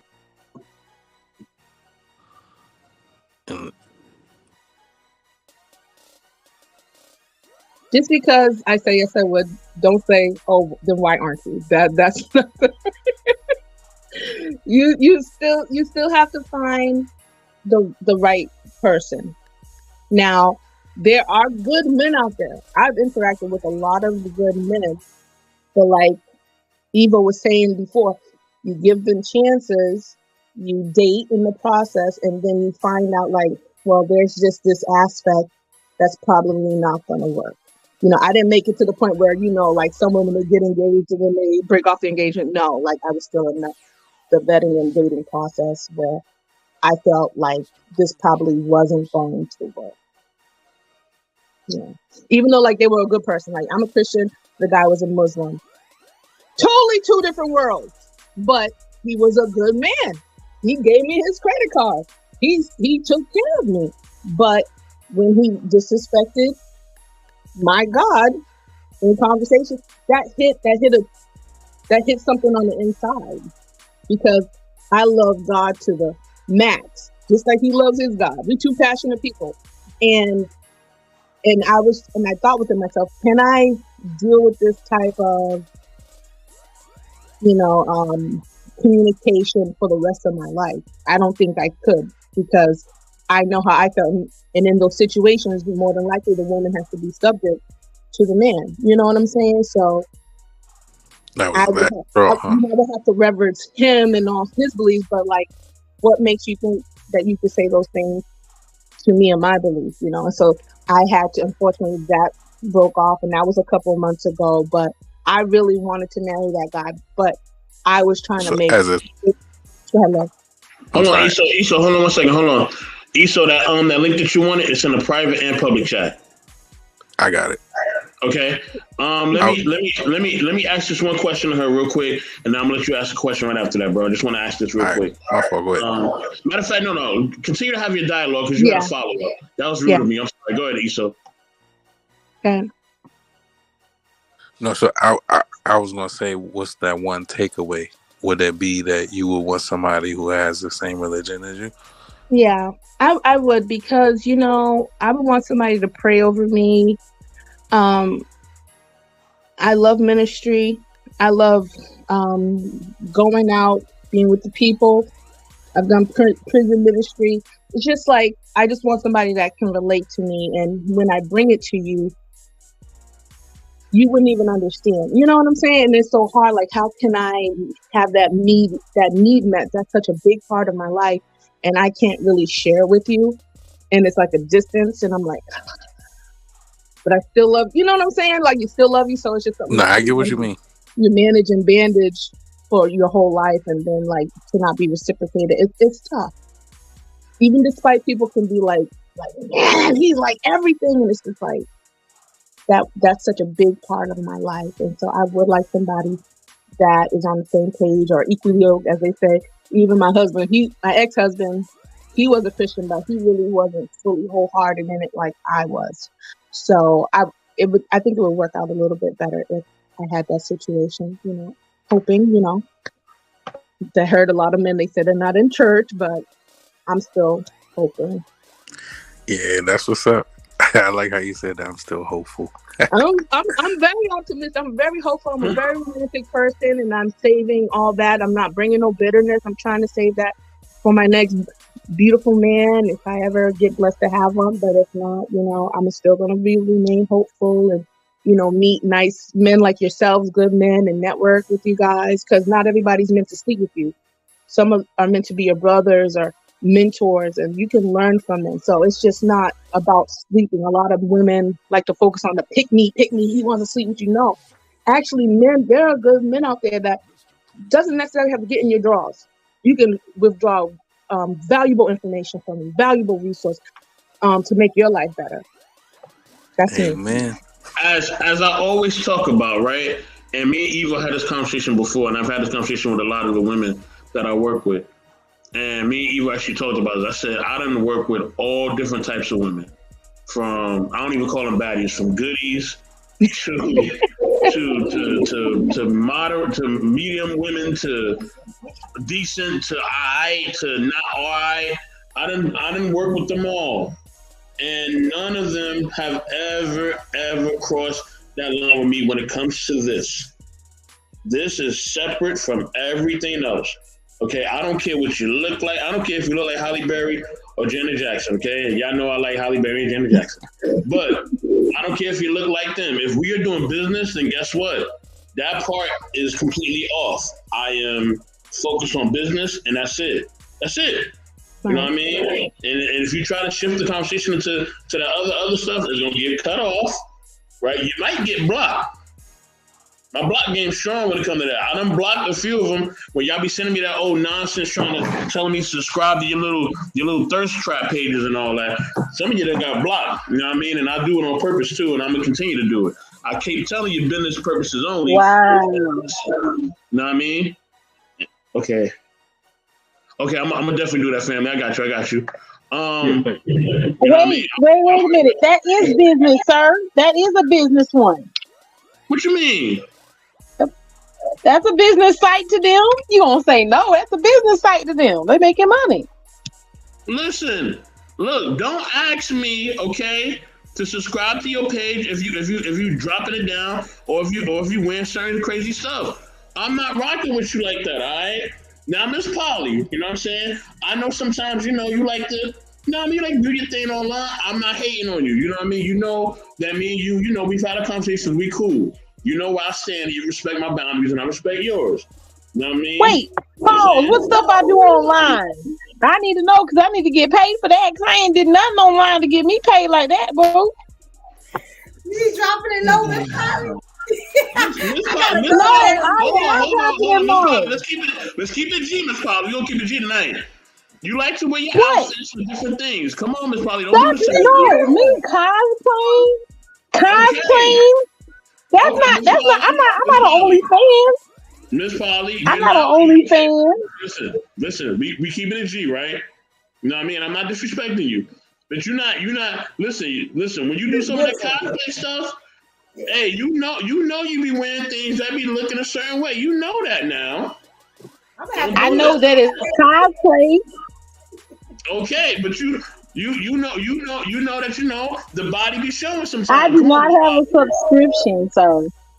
It don't matter if you have a subscription. That's what I'm saying. You know that. Okay, listen to me. But let's be 100 right now. No matter what anybody wears, there's gonna be some guy who's gonna think I'm attractive. Some guys gonna want to see titties. Everybody want to see Evo's titties. Right now we're gonna say because she looks like a pink bunny. Okay. We got white podcast right there. She looks seductive right now. She got it all wrapped up. I want to unwrap it. Now what? Now we all serving ass? Come on now, don't do that. Don't do that. I didn't say what she said. Don't do that. I never said there was nothing wrong with what you did. What I said is that sometimes you like to show skin. If you want to show skin, I like to show skin. I'm from Florida, sir. I'm from Florida. Half of us are naked. And if you don't know what a titty look like, you don't know what a body look like, you need to turn on the TV. Exactly. I like her skin. It's probably got some nice skin over there. I don't know what y'all talking about. I'm not from Florida. And listen, Look. I'm not against what Miss Polly do. She know I support her to the fullest.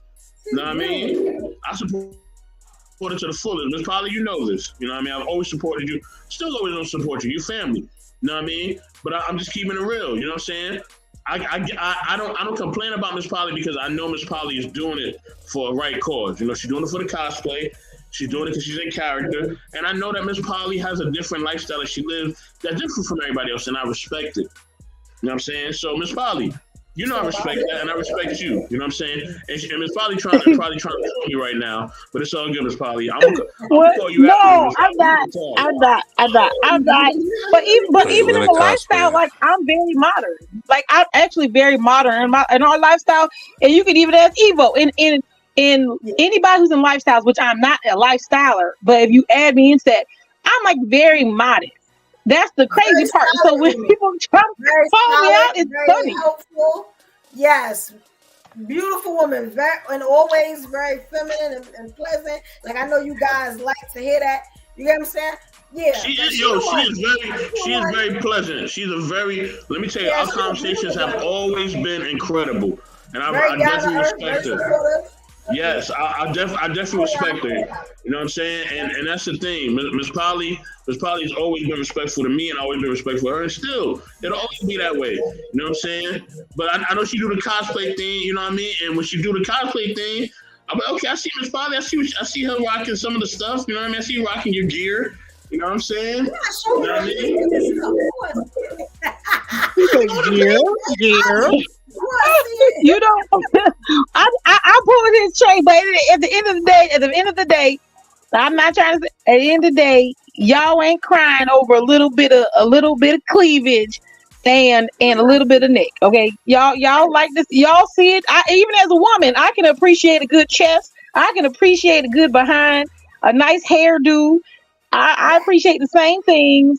It's very nice. But I'm saying, like, I can understand this woman, but if you go to a woman and say, hey, don't put nothing in my email but business, that's her business is to sell ass and play with roses on TV. So if you want to look at that, she gonna offer it. Lord have mercy. She really pulling my chain tonight. Oh my God. Why are you showing me tonight, Lord? Listen, like I'm saying, look, when it comes to that, you know what I mean? You know, if you want to show a little something, do that. But just understand, I'm not gonna comment on it, okay? You know what I mean? I gotta keep a certain, you know what I mean, decorum. You know what I mean? I can't. Nah. I'm not even gonna do. If I scroll, if I scroll and I see it's one of y'all, like if I see if it's you, Evo, if I see it's Miss Polly, I'm gonna keep scrolling. I'm like, oh no, I'm gonna keep going. Wait, why did you add a white podcast? She could be wearing her sweaters and look sexy, and then she might be advertising that. They might want to see a little sexy sweater. What about that? Thank you. Let them know. Little bow. You know what's up. Cosplay live stream coming soon. You know, you got to bring some light to the chat. I see some dollar signs with that. Well, I got a question. So I got a question because, and I know me and Evo talked about this. I know me and Miss Polly talked about this. So I got a question. So one of the shows that we did, I said that if I'm serious about a woman, I am waiting, you know what I mean, until, you know, I'm married to her before I do anything, if I'm serious, right? So, you know what I mean? You know, is that necessarily a wrong thing? You know what I mean? You know, and because I think that's the right thing to do. I think if a man is serious about a woman, he should wait, right? And some people told me a year is too long. You know what I mean? Some people said 6 months is too long or whatever. You know what I mean? He said, treat her like a, wow.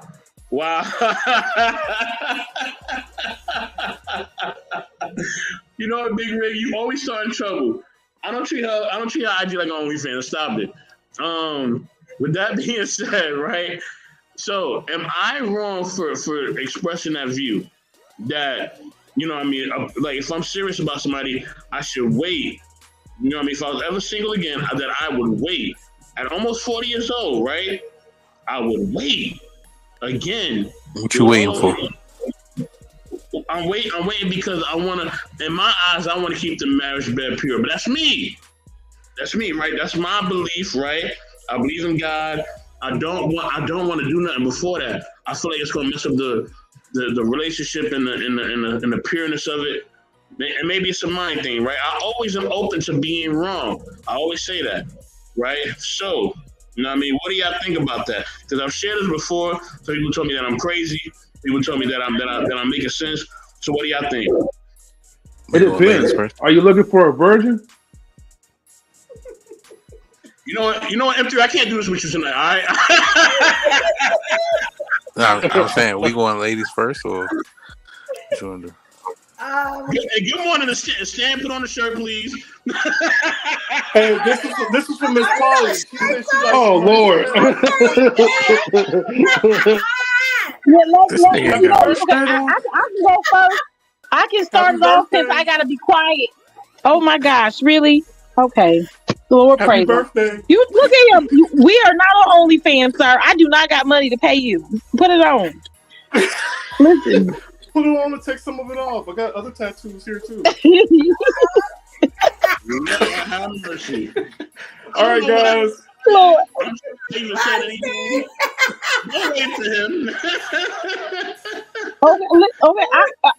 Since I got the leg, I'll go first, and then I'll listen to y'all while I'm counting this money. At work. Okay. I think you should be nice to ladies and know that ladies gonna want some kind of. A lot of ladies would like physical contact because they think that means that you like them. It's unfortunate, but a lot of women do interpret physical contact with love. So you got to be careful for that. So you might not want to miss out on a good lady just because you don't want to be intimate with them in that fashion. I'm just saying.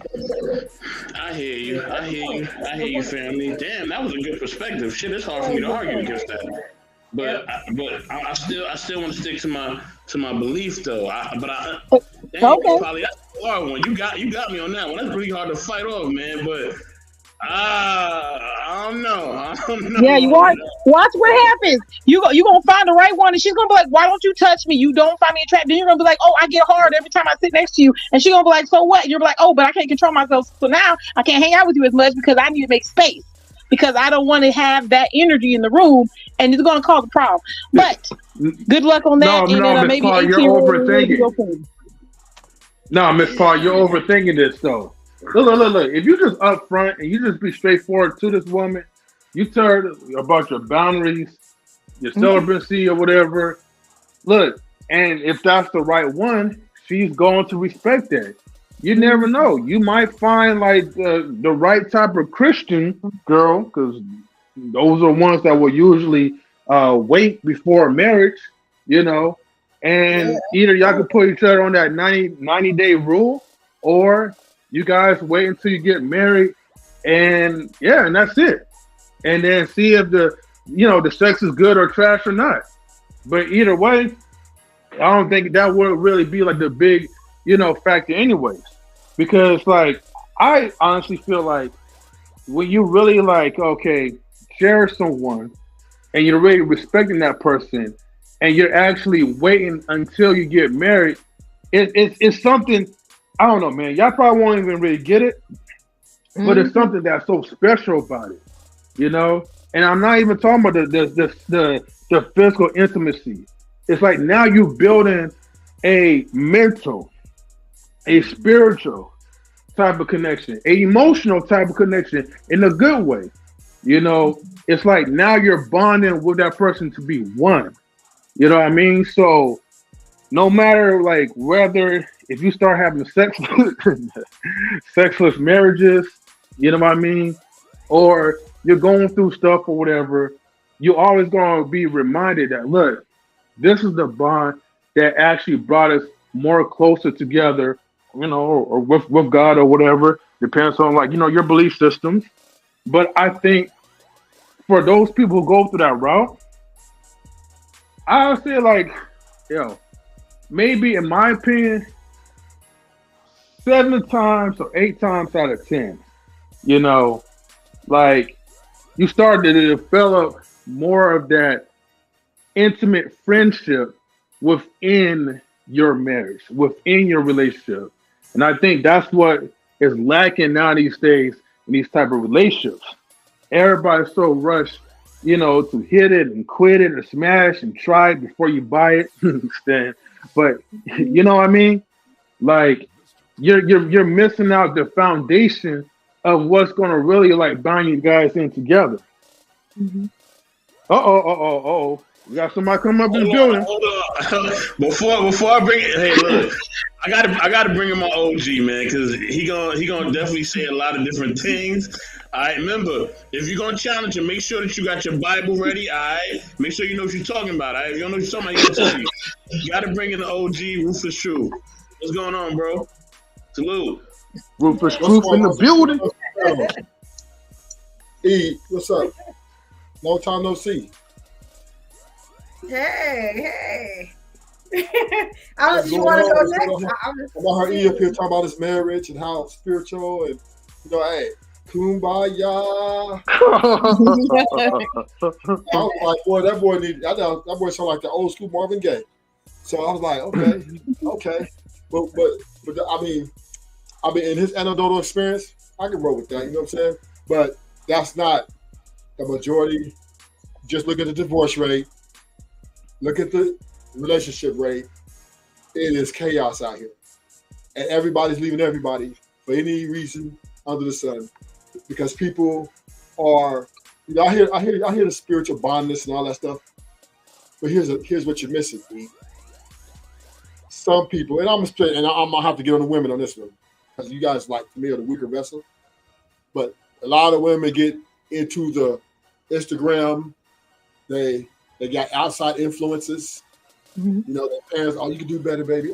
Self-love, baby. Because you tell them, a lot of women put their people involved in their relationship or their marriage. Right. And they tell a story as if they were always right? Because you're always going to put you as the winner, right? You never put yourself as a loser. So you're going to be like, again. You ain't telling that you started, but all you doing is he finished it. And so they're like, girl, you can do better. Oh, you self-love, ooh, and then this conflates her ego, right? Yeah. And then her ego gets bigger and bigger. Then she's going on Instagram. Then she goes to work, and this handsome dudes come through with this suit, tie, whatever he got on, or khakis, whatever, right? And she's kind of taken by him a little bit, but she's married. She's trying to be strong, but her ego is getting in her own way because now she's so busy fixated on all the wrong things that's happening in her marriage of her relationship, right? That she forgot that a relationship and marriage is duty, right? It's a duty. It ain't just about love. Yeah, love is a proponent. Yes, respect is a proponent, right? But all this to keep this up is a duty. No, you don't, there. Yes, please. Learn to love You're watching somebody. TV. Learning to love somebody through the thick and I can't thin sleep. is it's hard to do.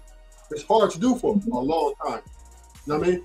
And the problem ain't getting married, it's sustaining it, right?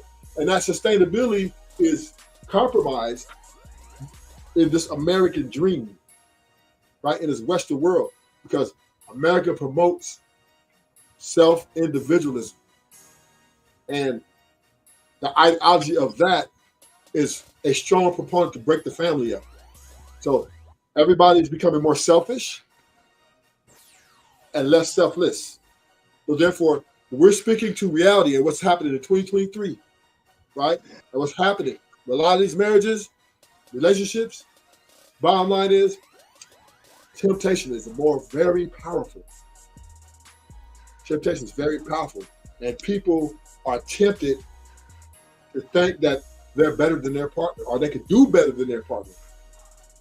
But really, it's not really greener on the other side. But you think it is, because once again, outside influences are a strong component in our divest. Okay. Y'all, we got about 15 minutes left on this thing. Uh-oh. You know what I mean? Anybody want to share, you know what I mean, their perspective on just what I said, you know what I mean? You know, me waiting, you know, to that, you know what I mean? If I ever was out there again, me waiting, doing it all over again, I would wait, you know what I mean, until I'm married to do anything. You know what I'm saying? If I'm serious about something. I could wait the year, right? But I wouldn't marry you at the end of the year unless I was able to sleep with you. Wait. You said wait to get married to do what? Like I could wait the year out with him, but we wouldn't be married at the end of the year unless we slept together.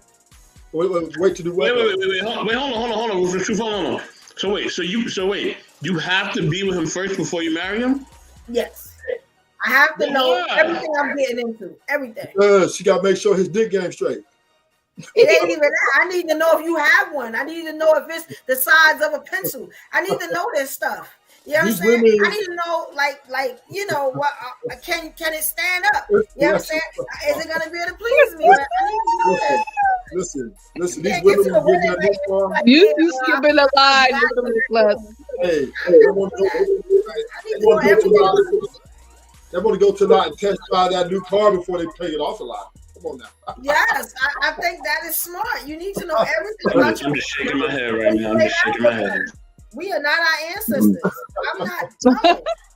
I could wait a whole year for you, but at the end of the year, you know what I'm saying? You gonna need to put out before we jump over that broom. So we got to figure out. Oh, damn. We may not jump over that broom.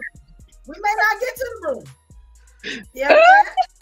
I've been in a relationship with a man that you know, because of medical issues, he couldn't get it up. And after a while, you know, we were doing things. But after a while, it got boring. I was like, no, I'm gonna need some type of action. You know what I'm saying? You know, I could love you forever and a day. We could be great friends. You know, but if you're gonna be the man in my life, I'm gonna need that to be able to stand up and work. I can't do it. You know what I'm saying? So I would need to test it out beforehand. You know, that is a standard. I don't know what intellectual what I took away, somebody was asked me what my takeaway from the last relationship I was in. It was a nice setup. I ain't gonna lie. Now, the fact that he was Muslim and how they really stand on no boyfriend or girlfriend before marriage. Oh my gosh. I was like, what did I get myself into? Because we were hugging and we kissed each other, and then he was like, no, that all gotta stop. I'm like, what? And so I respected his self-discipline in that, which made me be disciplined. So we were able to hang out with each other. We were able to talk. We were able to have deep conversations. We were able to build a relationship outside of a physical connection, which is very important, because when the physical connection is over, y'all still got to deal with each other. You can't have sex all day. You know what I'm saying?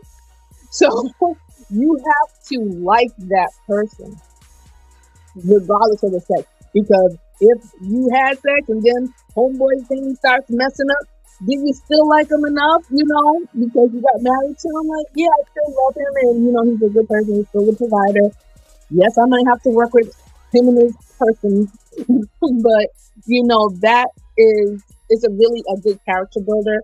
I think I'm gonna do the same again going forward, because I actually got to really build a friendship with him, and when he cut it off, that really broke my heart because I just couldn't understand it. I was like, yeah, I'm calling Cap. but I can respect him. The sex game football, he's out of here. It's Mr. Ruthless. And I would definitely do what intellectual soapbox suggests, because when you do take off sex, it really reveals a person's intentions with you. And if you can go beyond that and you're attracted to me for me and not her or that little guy, I think you can do something beautiful in this life that we don't really see. I'm calling Cap. Yeah, I'm about to say something. He just said that. If that nigga sex game is weak, she's out of there. Oh, you get personality? Oh It's my subjective. God. Keep up the nixon. Listen. You know what? You must have some background. on the woman. Depends This is on the the thing, woman. right? Women, yes, all that shit is cool, right? Because you want to make sure that you just don't, you want a little bit more. But at the end of the day, you got your needs sexually, and that has to be quenched.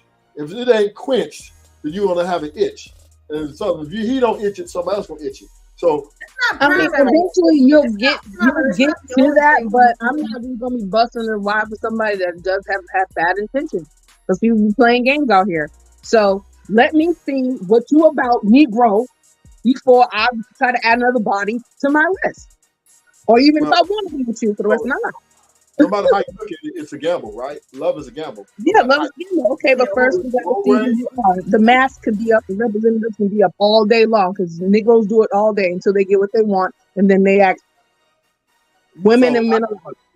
I got a question for you. So his personality's great. He make about $35,000 a year, and drive a Toyota Prius. Yeah. And great personality, great guy. Always will be there, but the sex game is lacking. So what is the chances? What is the chances of this man marrying you? What do you mean the sex game is lacking? Be specific that he can get it going, or I gotta help him out a little bit, or what? Very bland, and 15 don't seconds. make a lot of money. Sex games, whack. 50 seconds and finish. 50 seconds. Wow, you guys really extreme with this. I'm just saying, 15 seconds and done, right? And 15 seconds. Come on, that's extreme. Listen, I mean, if it didn't last that long, you can always teach somebody, because I'm gonna guarantee you didn't come knowing how to sling that thing right on day one. And you learn it through experience. You can always teach somebody something and help them out. But I think the point is, like, will you be willing to be patient enough to teach him through until he finally gets it, or at least he comes up to you guys' level, as far as like physical intimacy, emotional connections, and all that. Yeah, you can do that. Yeah, if you love the person, yes. Yeah, because there ain't a lot of good dudes out here. So sometimes because you basically putting that man in the virgin category. Now, if he stayed by the book and in his beliefs, and you meet him and he's virgin, so this is you basically trying to like poop on him at that point too. He don't know what he don't know. You still gotta know. It's always learning curve. Everybody don't know what to do. People have introduced certain things to us, certain tricks to us, and we be like, "Oh, I like that." Do that again. You know what I'm saying? So, you're gonna need a lot of work. That right there gonna need a touch of God. You know what I'm saying? He got a lot to do. Why they say all these bodies? And he works at Mickey D's. You know what? He can always upgrade. He can always upgrade the job. When the money will come, he can always trade that car. Here we go. Get a better car. Upgrade. Y'all can go to the couples sex Yeah, he can get better. thing. Y'all learn how to do this together. Like, oh, there's so many things you can do. Like the fact that people can't be creative in that they run off and be creative with somebody else. That's where you're a loser at, and you Wait. didn't give your partner a chance. So you mean tell me? It took me a long time to figure out. I like that. My man might not make as much money as I make because, you know, I have a certain type of job, and then I also have a lot of side hustles. I got a business. So once I figured that out, I was like, okay, I'm gonna have to calm down a little bit because the man that's making the type of money I'm making, I'm probably not gonna get. You get what I'm saying? As long as the man that comes into my life is not interfering with the money that I'm making, or not trying to stop my hustle or nothing like that, or competing with me when we both know it's not gonna happen. You get what I'm saying? You know, I'm good with that. I can sacrifice that, but it took me a long time to figure that out. And a lot of good dudes in my life bit the bullet because of that. You know what I'm saying? You know. Ooh, I got a question for you, women.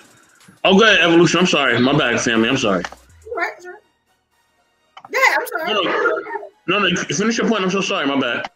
I was saying, I think, you know, like I've been saying, we got to make certain sacrifices, and sometimes the list, we're not going to get everything on the list. You know what I'm saying? Mm-hmm. As long as we're able to say, okay, I can take this part and I can work with this person, I think it'll be okay. You have more chances to get what you need. But like I said, I don't think God gonna send nobody the everything that you want. You know what I'm saying? You know, that's just not how life works. You know what I'm saying? You should be like adapting to your person if you can stand them, you know, if you want to be with them. You know what I'm saying? Like if they have the good qualities, the personality, all this other stuff, all that material stuff can be upgraded. We can get there. You know what I'm saying? You can give them tips on how to get there, how to get a little bit better. You know what I'm saying? But, you know, some of the dudes I let go, I feel like, dang, maybe I should have stuck in there a little while longer. You know what I'm saying? I might have could have worked with them a little bit more. You know what I'm saying? So you make little mistakes, but I don't think we should just be throwing people away just because they ain't got what we got, or they not, you know, top of the line. You know what I'm saying? Because everybody started from somewhere, you know? You always got to start at something. Got to be started at something. Oh, wait, are you dancing, Evolution?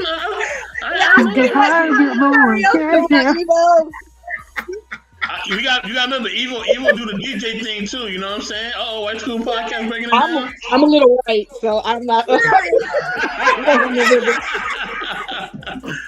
All right. So this is my question for the ladies, right? Okay. And for the gentlemen too, right? But I'm gonna go to the ladies first because ladies gotta be first. You know what I mean? Go to the ladies. So when it comes to trauma, right? If a man has trauma, how much are you willing to deal with when it comes to the trauma thing? You know what I mean? Like, what are y'all willing to deal with and what y'all not willing to deal with? You know what I mean? Like, you know, how much therapy is enough therapy? You know what I mean? How much counseling is enough counseling? You know what I mean? Are you understanding? Are you not understanding? You know what I'm saying? White School Podcast, I like your background. I just seen it. That background is cool. I like the little blue thing in the back. That's cool. But when is enough enough? When do you say, look, brother, okay, you done been to the therapist about 8 times this week. You know what I mean? You need to grow up. You know what I mean? Or is it never enough? Because sometimes when we dealing with trauma and things that bring us pain, we really can't control that. Let's be honest, right? We can't control it. We don't know when it's going to trigger. We don't know who will trigger it in us. You know what I'm saying? You know what I mean? So it was one time I was on a live about a few days ago. We was talking about grief, and I brought up my aunt. I couldn't stay on the panel. I had to get off. Because that woman meant everything to me. I was like, I'm out of here. I'll see y'all later. I'll come back. Because it was too much. You know what I'm saying? So, and God bless my aunt. You know what I mean? I'm not going to get into it because I don't want to get emotional now, so I'm going to chill. You know what I mean? But is it, you know, how do you deal with trauma? Either your own trauma or the trauma that somebody else is bringing you. You know what I mean? Like, how what's the process with this? Talk to me. I got the perfect answer for this, but it's going to be a little weird. She laughing. That's why my company is called Unique Star Entertainment because I'm totally different. Okay. Whoever comes into my life, right? I need him to be the Joker to my Harley Quinn. If you ever looked up Harley Quinn, you will see a lot of similarities from her life to my life. You know what I'm saying? Especially on the crazy level. You get what I'm saying? If y'all have ever seen the movies and stuff like that, right? So if he has trauma, I think I can deal with a man that's had a lot of trauma. You know what I'm saying? Because I will take my man one step from a serial killer. I really will. You know what I'm saying? You know, we can work on our traumas together because I have a lot. You know what I'm saying? So if he has a lot, I feel like trauma builds character. You know what I'm saying? What doesn't kill you makes you stronger. You know what I'm saying? If you are working, like we can, you know, I got 2 therapists, you know what I'm saying? Maybe he got 3. You know what I'm saying? Maybe we can mix and match. I'm cool with that. You know what I'm saying? I'm okay with that because I go through so much that I'm okay if I get another person that's traumatized or that had a lot of trauma. You know what I'm saying? Or even worse than what I've had. You know what I'm saying?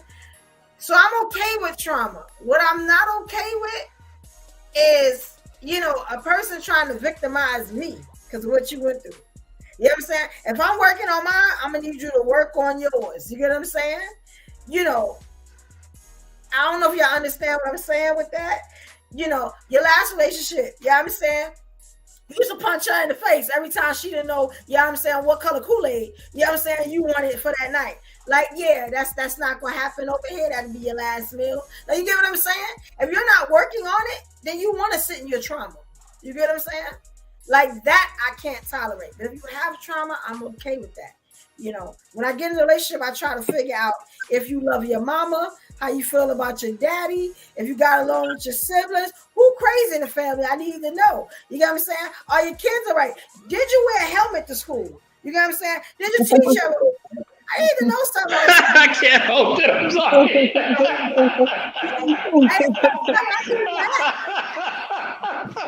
Oh You man. know what I'm saying? Do you listen to R. Kelly? Now, what about Diddy? Is he your role model? Like, you know, what we doing? Like, I'm gonna need to know some things. You know what I'm saying? And I'm gonna need you to want to answer these questions for me and be real about it. You know what I'm saying? Because I can read a room. You know, like certain things, I need to know some stuff. So you're not working on this trauma, then you can't deal with me. I got quite a lot of trauma, and I got quite a lot of mood swings. And I tell men that, you know what I'm saying? Sometimes it ain't about you, player. You may have said something that you know, tick me off at the time. Give me an hour, I apologize. You know what I'm saying? Like, you know, but I'm working on my trauma. I'm in therapy 2 times a week. Like, you know what I'm saying? I need him to be on that level. The trauma is cool because nobody's perfect. But it's some things I'm gonna have to know. That's all I'm saying, you know. If y'all understand that. I can see Evolution saying to a dude, "Hey, you acting like a bitch right now." I can see her saying that to a dude. Yeah. You know what I mean? And then coming back an hour later and say, "You know what, baby, I'm sorry. I didn't mean to say that. I'm just having a day. I should have just handed you a pad. You would have known what I was talking about. If I'd have told you, if I told you pull your skirt down, you know what I'm saying, your slip was showing, then you would have called it. I didn't have to call you a bitch. Yeah, I understand. Yeah, you know we from Brooklyn. You know we got ways of saying things. Oh, Lord have mercy. I need Ruby Doll up here. Where my people at? Where my people? I need my people to come up here. You know what I mean? We gotta send a link to them. I thought the link was in the chat. Yeah, link is in the chat. It's there. I'm gonna post it again for them, so just in case people need to come up. Okay, so we're talking about trauma now, right?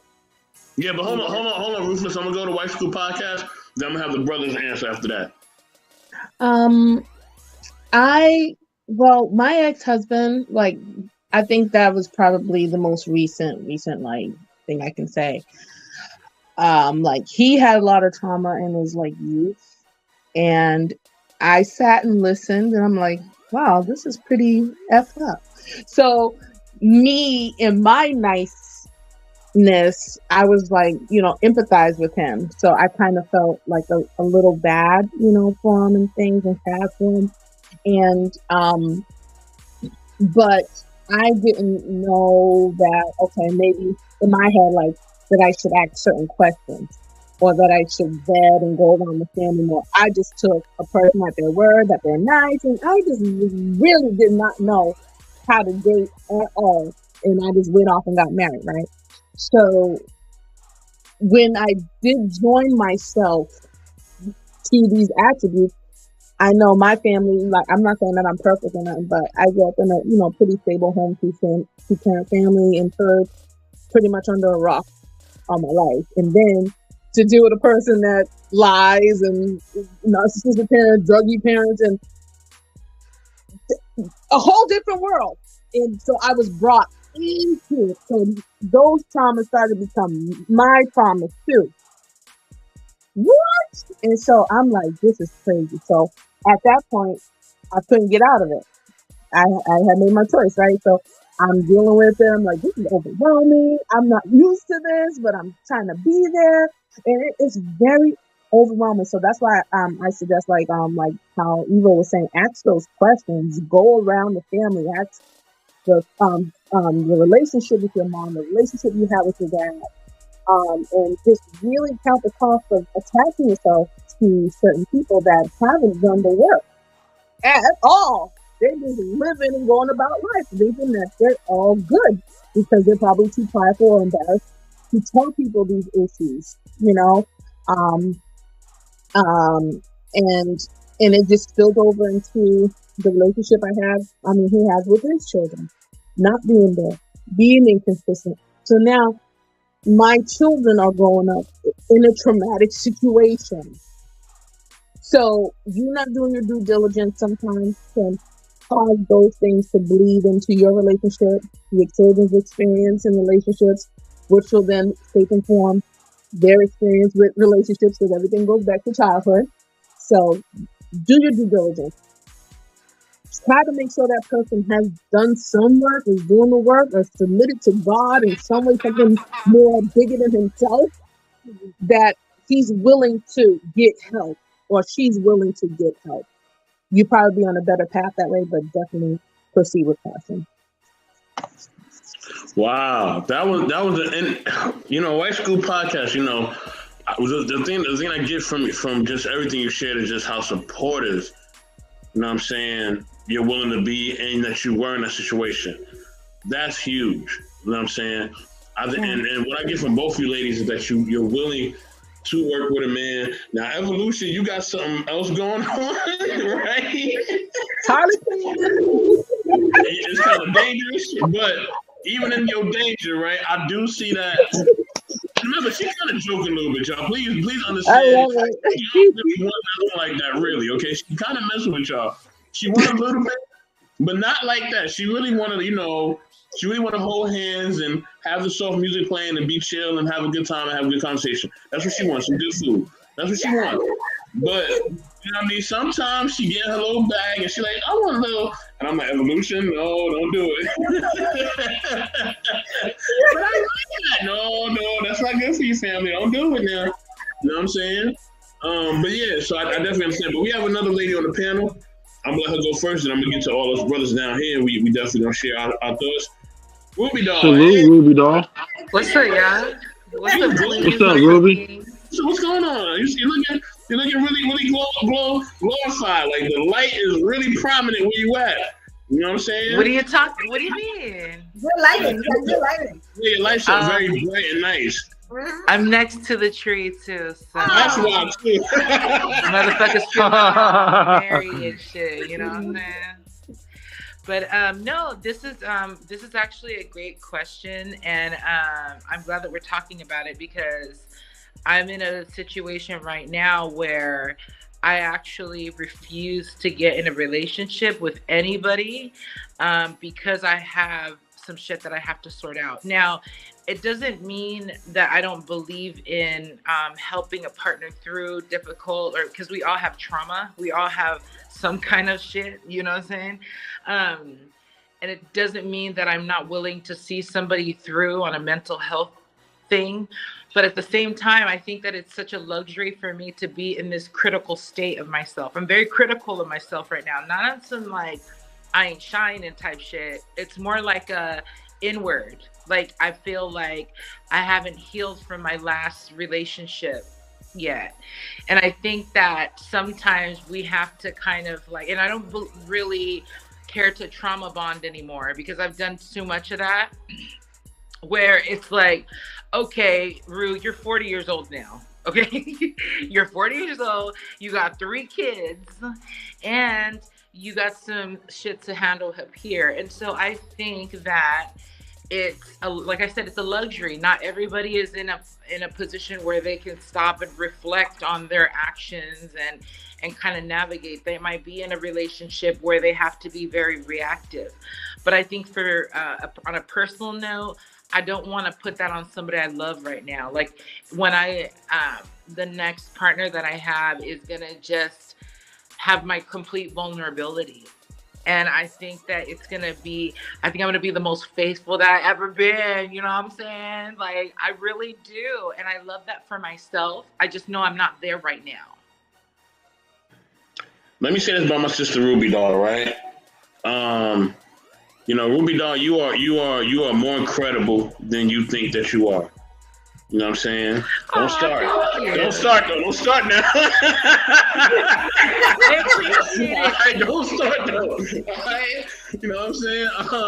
With that being said, no, you really are an incredible person, and your light and your glow and the energy you give the people, you don't understand how big you are and how great you are. You know what I'm saying? Most great people don't. We don't understand. We don't understand our greatness. We just don't.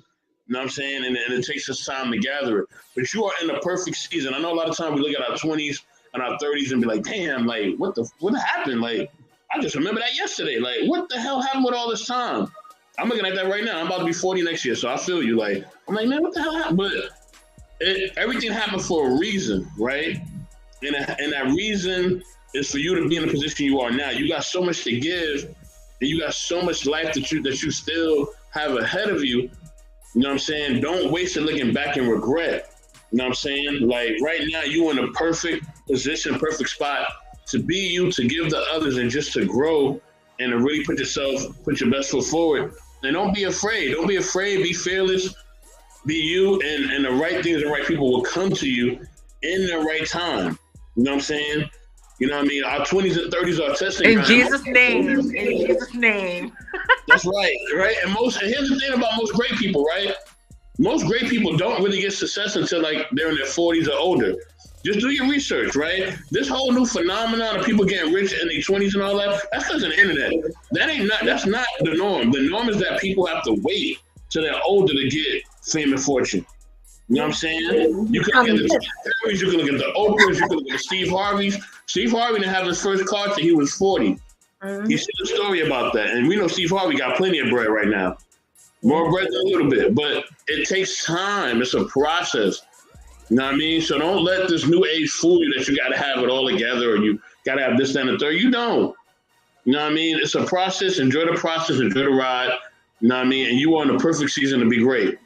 You know what I'm saying? So thank you. Definitely. Thank you, everybody. You're welcome. You're welcome. You know what I'm saying? I'm going to get to the brother. I'm going to get to Rufus Shoe because I know he got a lot to say. And then I'm going to go to M3. Then I'm going to go to me. Hey, what's up? Trauma. So we talking about, are we really talking about this word?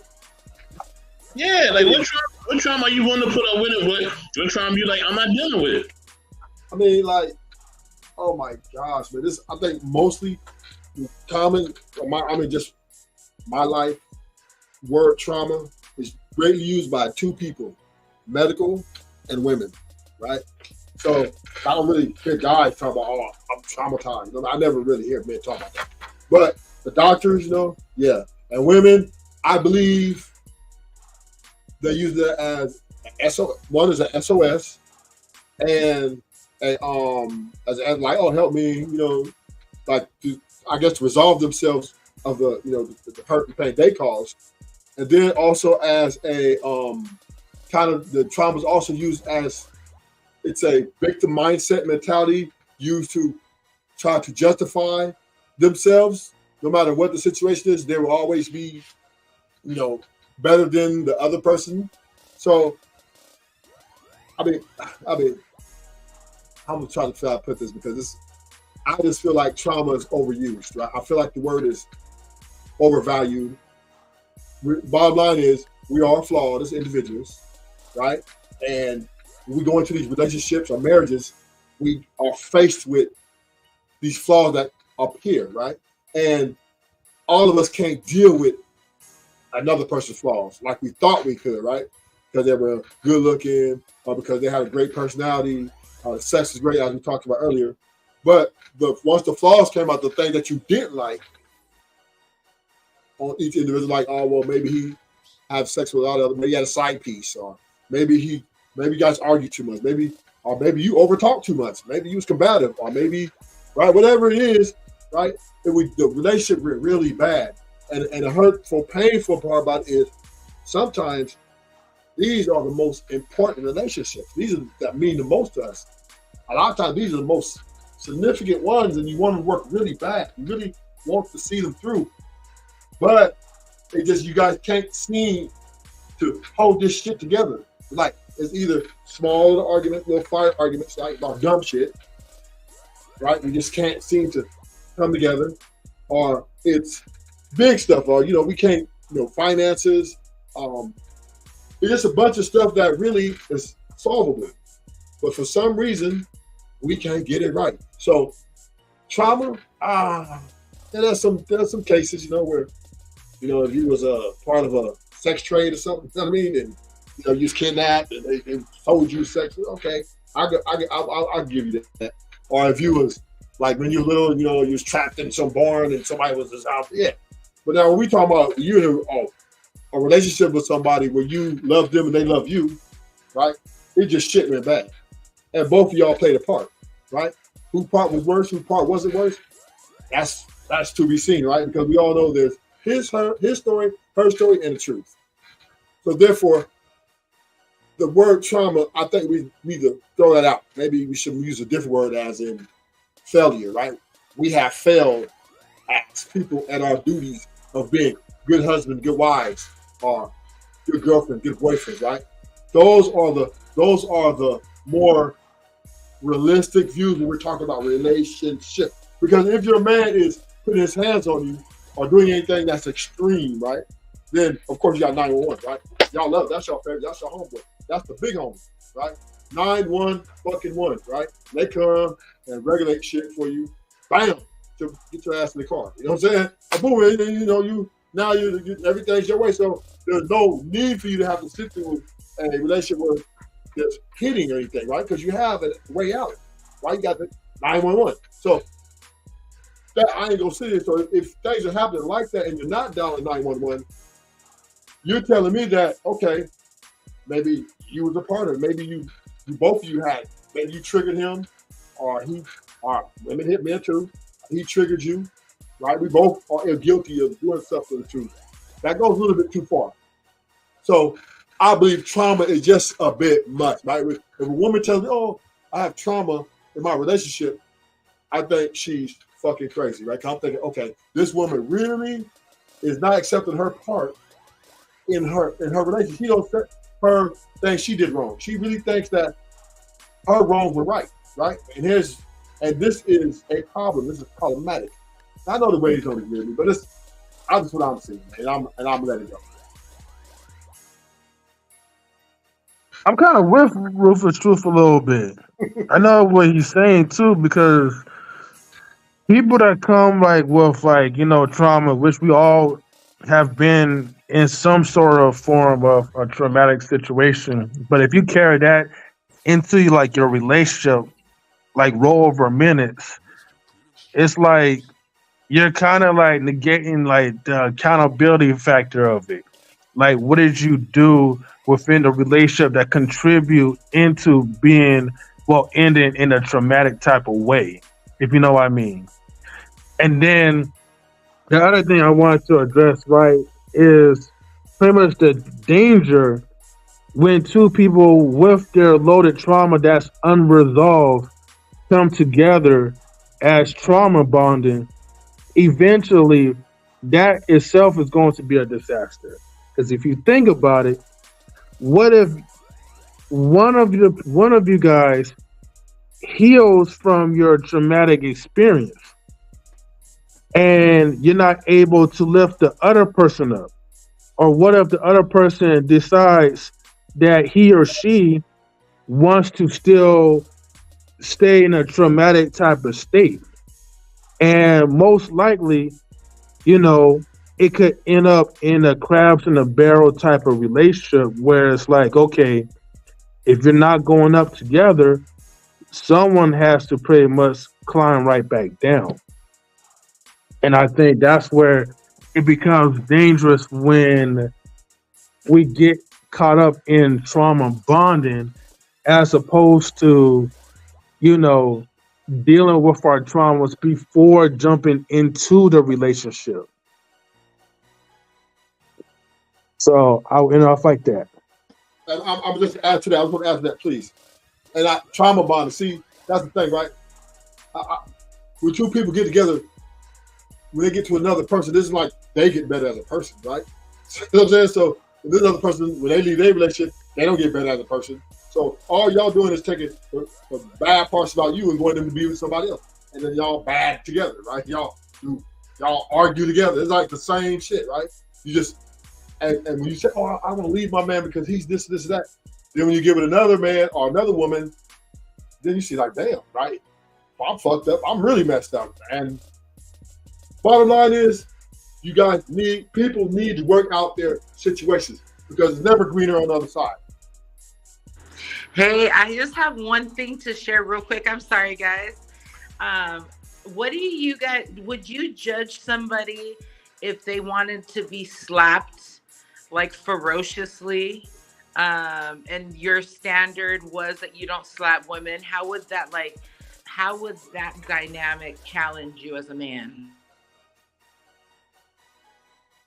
Wait, okay, so Due to somebody's trauma, mhm, they enjoy being slapped like like hard, slapped almost in to the the point. ass type of slap. No. She wants to be slapped in the face, whereas your values as a man and how you've been taught is not to do that. And so, talking about Mr. Best's question in that this trauma or whatever this energy that you have within this relationship, where it could be unorthodox, right? Whether it's good or bad, there's some cases where some people may like something that goes against your values, and it's not anything bizarre. It's just that maybe it's a bit violent. How do you respond to that? Yeah, I cannot be in that type of relationship. I'm just going to end off like that because I'm just keep it real. If that was my values, my part of my value system, where like I don't believe in putting any physical harm into a woman, and that woman enjoys it, I can't be around with that because now that's going to put me in a state where I'm coming out of my own character just to try to please her, and it's not going to make me feel comfortable in any type of way. So I won't even put up with nobody that's like that. I'm like, look, I'll have to go over to Kevin Samuels round and just tell him like, look, you need therapy, go get some help, or you need to go get some counseling, go talk to a friend. I'll do it. I'll slap the shit out of you. You want me to? But if it was the ass though, like, I want to have a problem. But Yeah, in you did the that. face, You trauma no. bonding with her. She's You're pleading trauma with bonding with you. her. Like you She's just like, talked can you about not to please trauma provide bond this with people. service? I'll slap the shit out of you. You're like, baby, slap me. Okay. Pop. Don't worry, he's trauma bonding with you, girl. Hey, Because you said you equate that to love. That's not love. Well, no, it might not be love, but it's a sexual preference. And it might make her wet. Exact. That's what I mean. That's what I mean. See, that's I don't different. want to. That's your sexual preference. Ladies, can I ask a question? Hold on, family. Hold on. Everybody, hold on. Hold on to Pamela. Time out. I got another king up here, man. I got my brother, Billy the Kid. Thank you for joining the panel for the first time, bro. I really appreciate you coming up. Share your perspective. Salute, family. Share your perspective and ask your question. Go ahead, brother. Thank y'all for having me up here. I appreciate y'all. I don't know if y'all know me or not, or seen me on other panels and shit like that, but I'm sitting up here listening and I'm flabbergasted because these women up here capping. My woman like for me to slap her, and it's all in the moment. That's what I mean. It's all in the moment. It's all have to do with like usually if I kiss her and I slap her right after, pussy get wet. I'll do Like, it. it's not no wow. I'm slapping the teeth out of her mouth. No, it's like a nice, controlled, you know, smack on the cheek. Like I usually grab her by the throat and slap her on the cheek, and she'd be like, and Waterfalls.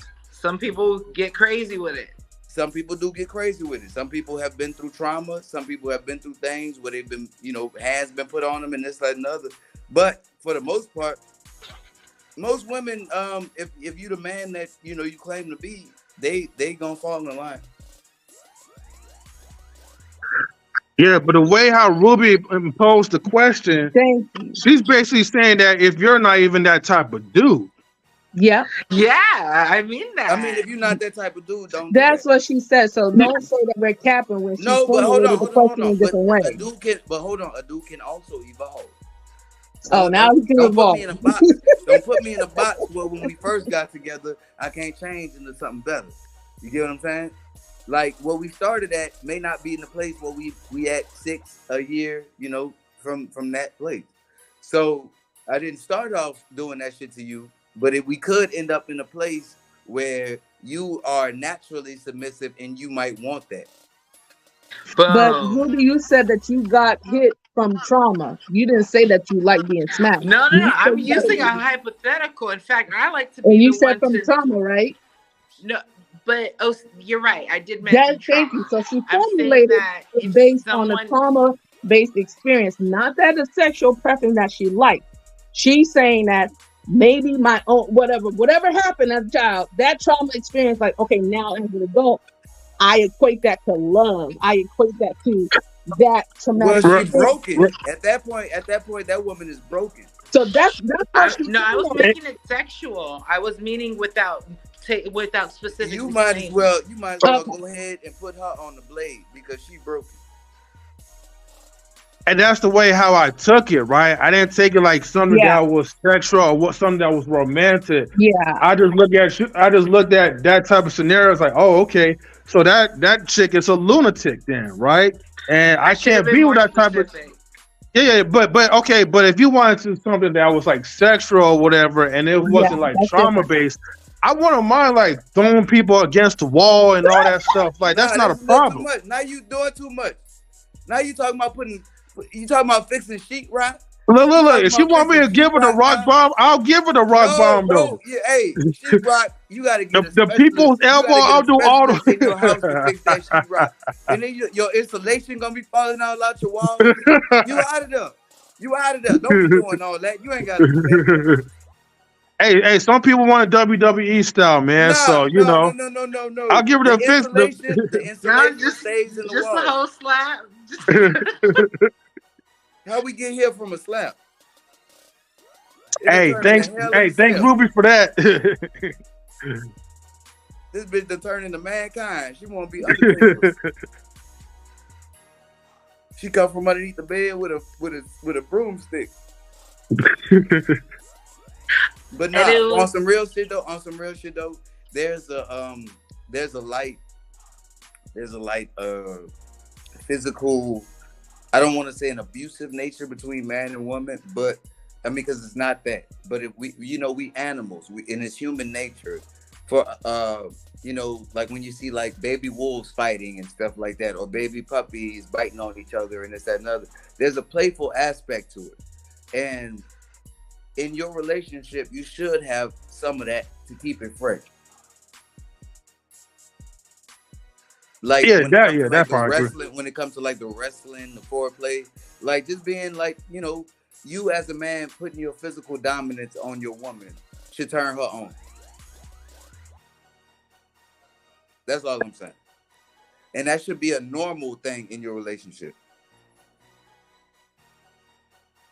Yeah, the other one, she got so turned on, she had to leave out.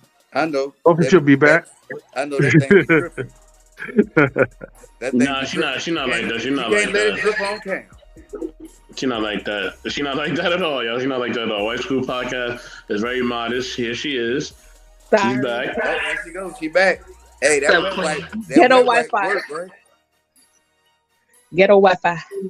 I do think women like the violent aspect of men. I think that's what they're most attracted to. Yes, it gives them a sense. Because this is why This is why they, Like everybody a say woman like can't respect a nigga who's not a Pookies. gangster. This is why they track to the Pookies and the Ray Rays, right? Right. Because Pookies and Because Ray of Ray bring that protection. violent aspect. They just want dick control though. That's where they mess up. So then No, it the gets thing kind is, of the thing No, about see, that is, excitement. This, I the mean, you thing can't about that, hold on, say the thing what we about that is, feeling. bro, is that women feel protected when they feel like they with a man who is about that act, who stand on business, who other dudes fear and respect. They feel like they are protected up top. They don't have to push And your sometimes button. they want to be slapped.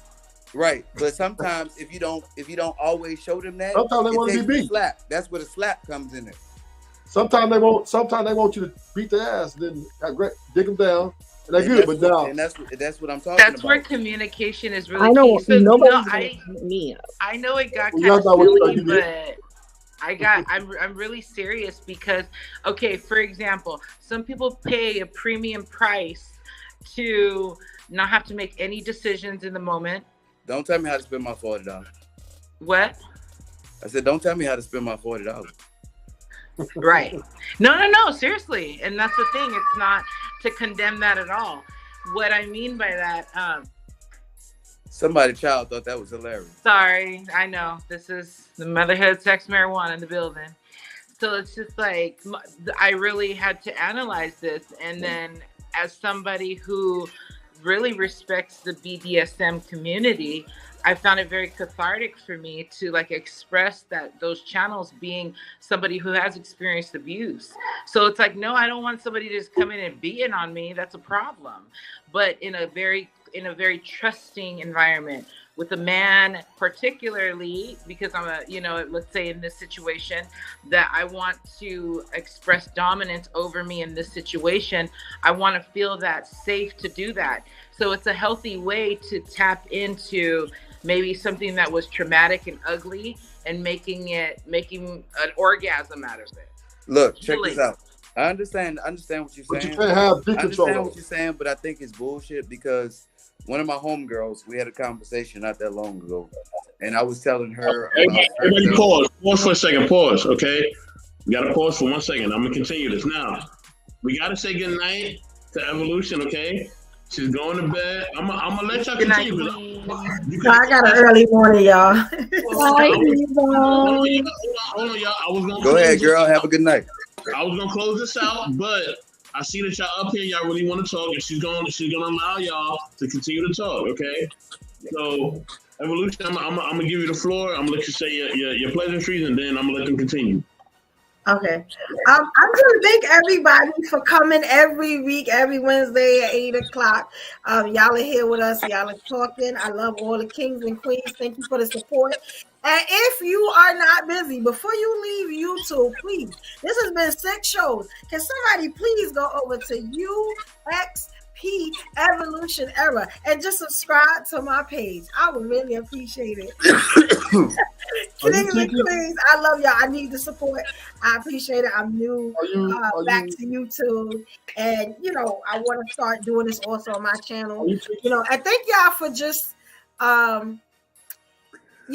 welcoming me into the crew. I appreciate y'all. Everybody is fantastic, and I love being able to tell y'all how I feel, and just being a part of the crew. I appreciate y'all. I got an early morning. That's the only reason I'm leaving. But I appreciate y'all. Have fun for me. Y'all have a good night. Are you kinky? Am I sleepy? Are you kinky? I used to be a dominatrix, but I would have to go down a whole nother lane with y'all. Let that girl go to bed, bro. Yeah, I'm on a different level. Maybe next time. Right, we're gonna talk about this next week. Hey, go to work sleepy like everybody else. I'm gonna remember you said that too. Dominatrix ass. Yeah, I got you. I'm into a lot of stuff. And y'all check out. I got a bunch of questions next week. I'm gonna be back next week. I got a bunch of questions. That's wild. Because my page is not a PG page, so Nah. Right, I got a bunch of questions. I'm gonna do my research. I'm gonna get you right. What's your page? Hold on. It's called UXP Evolution Era. So I ain't about to do all that. You about to have a nigga with some viruses. You gonna give a nigga an internet virus. Yeah, I'm a little out there, so it's different than a lot of stuff you're gonna see. I talk about a lot of the extra stuff that goes on If you You know. on your laptop, don't get on with a Samsung because you will get a virus. That's that dirty talk. You will get a STD on your computer. I think y'all will get to know some of the stuff I'm into. But yeah, maybe Mr. Best, we can think about talking about something a little risky. Maybe. We'll definitely get into that. We'll definitely get into that. You know what I'm saying? Because if this is what the people want, if y'all want to talk about this in an adult format, we will have adult conversations. Yeah, I want to hear how what I said is bullshit. It is, but go ahead. Well, y'all get it. I'll let y'all talk about that. I appreciate y'all. We appreciate you, Queen. All right, Evolution, you have a good night. I know it's like midnight on your side. Guys, I have to go ahead and head out too because I got to get ready for work. But I'll still be listening to Backchat. All right, love you guys. Oh, y'all niggas are some bums. Good night, love you guys. Yep. We still going because I got Vic, I got Billy, we continuing this. This ain't going nowhere. So All yeah, right, y'all. so hold up. I was getting into answering the question. What was the question again? I want to know why what I said is bullshit. I know, but what you said though. I gotta, utilizing the like, for instance, connecting your, I would say, your dark sexual tendencies that may be unorthodox or dark in a trusting environment could be healing towards your past sexual abuse. Okay, you a freak. So hold on.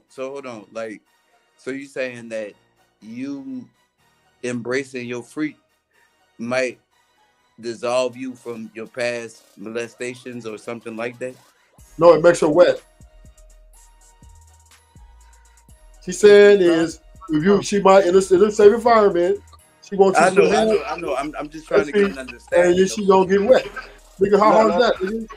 No, I'm just trying to get an understanding of like. Nigga, this ain't no scientist. She just wants you to in a safe environment under her control. She wants you to put hands on her. I get what you're saying, but that don't. And that's it. I get what you're saying, but that don't resolve nothing. That resolves everything. She's sexually satisfied for that motherfucking night, and then right for that night, for that time. But I'm talking about forever. Right? Like, that don't equate to that. That's her fetish, though. But that don't got nothing to do with me. That's no, it's not. It wasn't to you. It was to the ones who to take her. She looking for her a kinky, certified kinker. Right, but I'm saying that anybody who is that is only gonna be a temporary thing. We talking about. No, nigga, you looking for love, nigga. Go sit the G. No, I'm not talking about love. What's her name?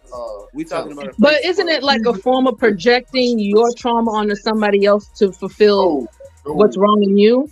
Yes, that's exactly what that is.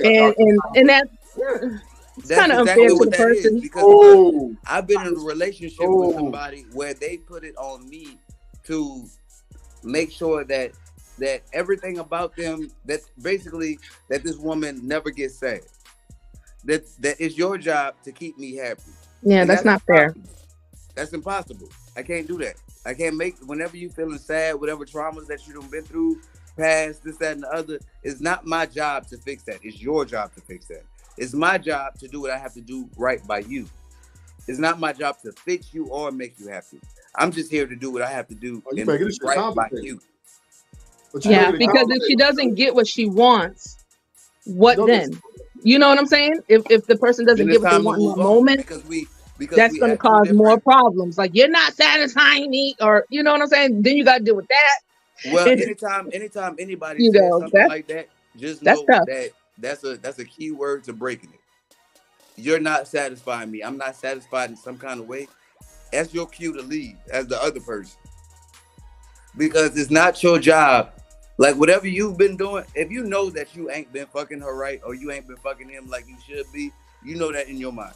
But if you've been doing everything that you're supposed to do as a person, as a woman, as that other person, and they say they not satisfied, that's a tall tale sign that you might need to walk away, that it's not a good fit. Does anybody disagree? I don't know if I don't know if I'm losing it here, if I lost the topic, but okay, so if I'm correct, Mr. Best had talked about trauma and taking on somebody that you love's trauma. How And far the will you go with what that? is that? Yeah. How far will you go with Like that? how far would you go, right? So my question posed was, if somebody had that, would you be willing to participate, or even try it, even though it was against maybe what you're used to or what you think so? No, I would say no because I'm setting my own. I'm when I was a younger person, yes. When I was in my 20s, I definitely would have tried. I would have pushed. But now that I'm in my mid to late 30s, I know what I like. I know what's good for me, and I know what I can do. I'm not trying to go over and beyond. I'm trying to work within my means. And if you're not happy by my means, then you don't work for me. Yo, I agree, and as far as the No matter phase, how much I want this to work, hold on, if Phil. you're not happy within my means, if I'm going beyond my means to make you Hey, hold happy, on. Let me make this point real quick, bro. He was correct. You were correct when you say, uh, when you were younger, you would have tried it. You would have, probably experimented a little deeper. But as you mature in age and in situation and in mind, you kind of like figure out what you like, and you're not as pliable, or, right? or I know you what know, works for me. exactly. So once you get in the groove, then it is really a matter of quickly getting to finding out if that person is compatible with you, and sexual compatibility is a thing. So I you know, can but you is can it push that everything? back all the way. Hang on for a second, brother. You can push that all the way back. You know what I mean, to the nether regions, and say, "Oh, I'm gonna make him wait, and he'll respect me." But in the process of you waiting, you wasn't telling them that you like to get choked and slapped. I promise that if that was part of the conversation, you probably broke your 90-day rule. I But that promise. hold up, but that don't all that 90-day shit don't mean nothing. That's just something that we put meaning into. As put it like this, I was at a party, we was at a Christmas party this weekend, and this lady was trying to question my girl about our relationship, and she said, "Y'all ain't in no real marriage. Y'all ain't, by the state, and this, that, and the other." She said, "This man does everything that I want him to do, as far as what a husband is supposed to do. So what's the difference between your relationship and my relationship?" And she tried to come up with these different excuses and this, that, and the other. But the only thing that matters is how everybody else look at it and what the meaning and the reality of it is. Because if you got a man that's doing everything that is beyond a husband's responsibility, that's actually your man. That's this, is that, and the other. But people don't look at it like that because they don't have the meaning of it behind it. And so when the meaning falls out of shit, what is left? Just reality. So in the all reality of the situation is that how does a motherfucker treat you, and how they leave you feeling at the end of the day? And what do they do for you? How do they benefit your life? How is your life better being with this person than being alone or being with somebody else? It's all up to you to decipher that. And that's when the meaning drops out of shit. Don't get caught up in that's my boyfriend, that's my wife, that's my girlfriend, this, that, and the other. What does their reality in your life bring to it? Like, that could be your mama and this, that, and the other. But my mom is a mom, and the quote unquote mom. Your mom could be a whole different way, but you looking at her in this highlighted aspect up on the pedestal, but she ain't shit. In all actuality, that ain't your real mama. You get what I'm saying? Does anybody get what I'm saying? Hey, look, that sound great, and No, and do I you think get what I'm I think saying? every That is I not what think I'm everybody asking you. hears you. That I sound. I'm think, asking, hey, do you relax, understand what bro. I'm I saying? don't know, man. Your aggression level is too high. So, I think everybody feel what you're buddy up saying. here. That's reasonable. That's No, I didn't reasonable. say Phil. Do you Hey, yo, understand? your camera, my brother in the green, your camera's fly as fuck. Yo, I like that. I don't know We how you That's do salute, that. that. appreciate you. That's That's OBS, that bro. Metal Gear Solid shit. Snake, Hell yeah. Yo, snake. this nigga- can I Hey, say hey, some shit before y'all veer off from the topic about what a young lady said earlier Go ahead, about hey, bro. hey, hey, real quick before you go in, brother, I just want to close my point out. Me and the brother was kind of drawing back and forth. you So let me got it, close bro. this point You out, and got I it. can pass it to you. Um, the main reason I came up here, because I'm not gonna stay up here long. I'm gonna let y'all get it in. Y'all was really killing this conversation, and you took it. That's kind of opened up a side door that opened up this whole room, and then the lady came up and really got real specific about But her I think you question. have something to add to it too. So So, stay up. so, Don't leave. so the reason that I came up here is because she asked if a man was not really, if it was against, you know, his code, if you would, to put his hands on a woman. But that is the thing that she desired most, you know, in her most intimate moment. Would he deny that of her? You know what I mean? Because it doesn't line up with how he's used to doing things, even though he understands that she's requesting this. So I was actually in, you know, a situation like that myself. However, I think the sexual element in it changes the color of it. You know what I'm saying? But when it leaves the You don't sexual like the choker when you in that pussy? when it leaves the sexual element, that's when it get weird to me. You know what I mean? Like if you trying to provoke me, you know what I'm saying, doing Was weird she? shit Was she? like Can I nah, ask yo, a question? Was she Hispanic? no, Was she a brat? Mm. Did she consider herself what they call a brat? a Or a brat. valley girl? Or a A brat valley is girl? like somebody in Okay, like, this, it's this like is that's like BDSM language. this is a situation. In a previous relationship, she was ride or die, right? So this dude drug her through the mud for all of her ride or diamonds. Had her doing the most, you know what I'm saying, out here in the street and everything. You know what I'm saying? I didn't know all of this. All I seen was pretty face and shape. You know what I'm saying? So at But the she end, might still be it don't matter about the pretty face. She might just be a door stopper, bro. but nah, she's a good chick. She just been through They a lot got of good door shit. stoppers out there. So when Most when door you've stoppers been are very through, good. hang on, bro, you gotta relax. When you've been through the level of shit that Y'all know she what I'm been talking about. when you've been through the level of shit that she been through, you understand? The Like level of dick she been if you've through. ever if you ever lived through those traumas, they become a part of you. Even if you become better, That's a fact. they're still in you.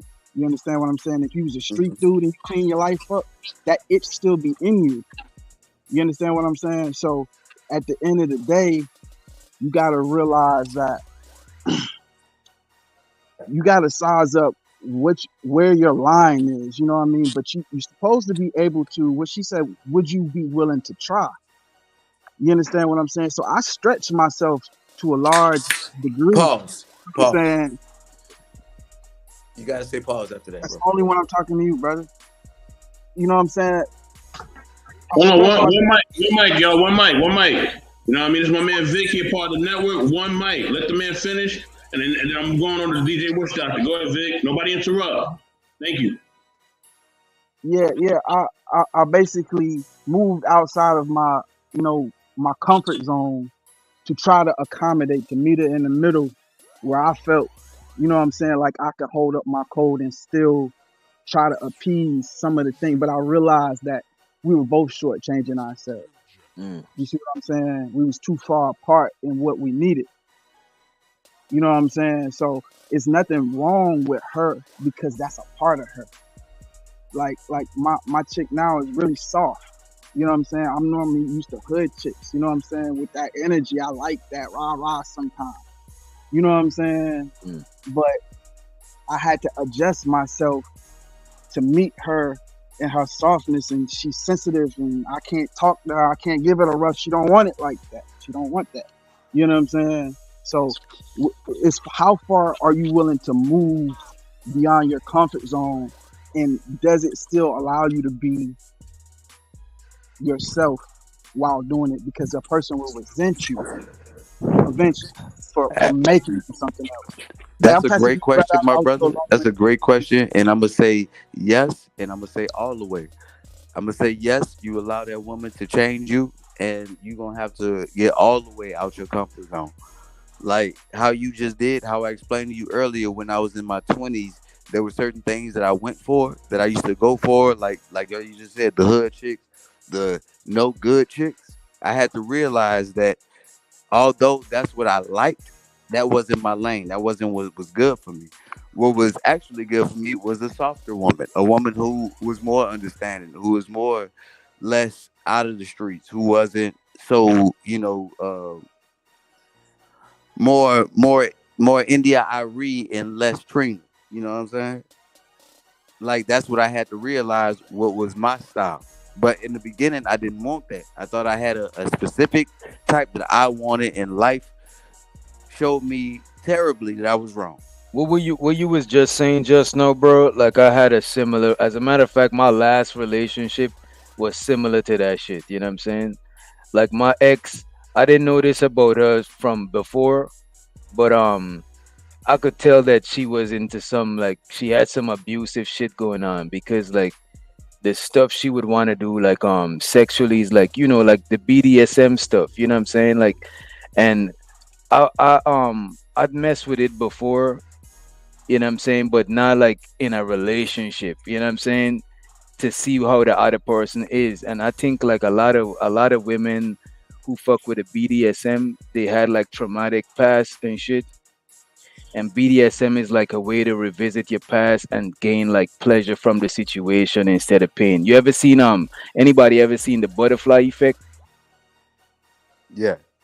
In the movie The Butterfly Effect, the nigga would travel back in time mentally and change something that would change the future. So So that's he like would try to have power over. exactly. So they're going back in time mentally and changing some shit subconsciously in their mind to where like they could cope with shit more differently in the present because they travel back.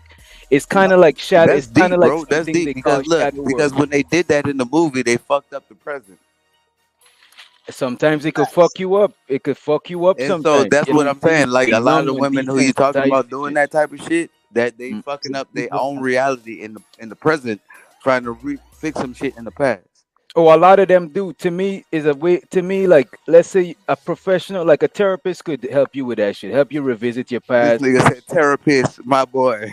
Yeah, a therapist is a professional. They could actually help you revisit your past and, you know what I'm saying, deal with shit in the present. But a lot of people use sex as a form of therapy. You know what I'm saying? Even we Yeah. do it. Sometimes you get a long day, you need to go home and, you know what I'm saying, hit the You skins from and shit. Trinidad or something?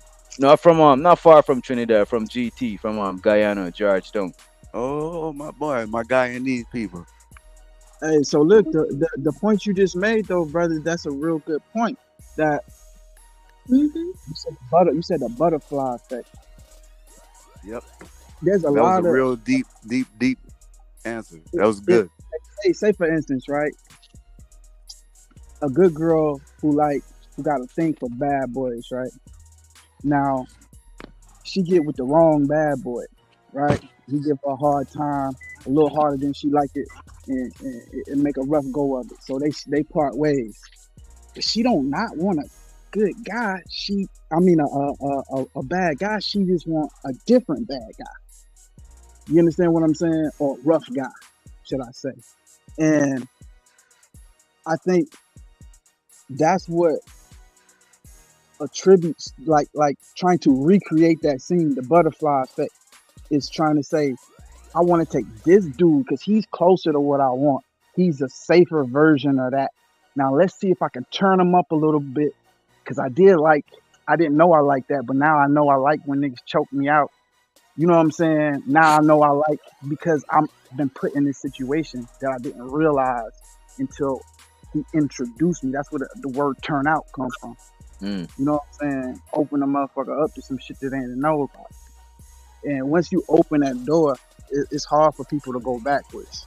So all they want to do is go that way safely.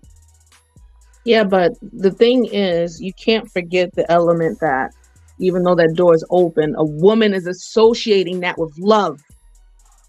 It's not love. You know what I'm saying? So don't dismiss it. Oh, that's my sexual preference. Women are emotionally tied to a man through sex, which sometimes traumatically they think that it's love because they've experienced that abuse. And now, like we discussed before, we're projected it on you. Say, hey, can you do this for me? But you're hiding it in the aspect of, oh, I'm into BDSM, but no, actually, you've just been beat up most of your whole life. by a bad dude, and you need help from a therapist, like brother said. So we have a lot of trauma out here, and I know Ruthless Truth said, "Oh, whatever trauma." No, there's some trauma out here that people have not dealt with, and it's just creeping into our relationships. And you're like, "Whoa!" This it takes you on a whirlwind. It's like really taking you out. And now you want to people please. You want to please her. You want to keep her because she probably got a cute face, big booty, whatever. And so now you stepping out of character, not being who you are. Next thing you know, you find that you beat up your next person. You know what I'm saying? You turn into a whole nother person based on what she Look, introduced you into. look, sis, can I respond to that real quick? Look, do you think that our grandparents had to deal with these things or no?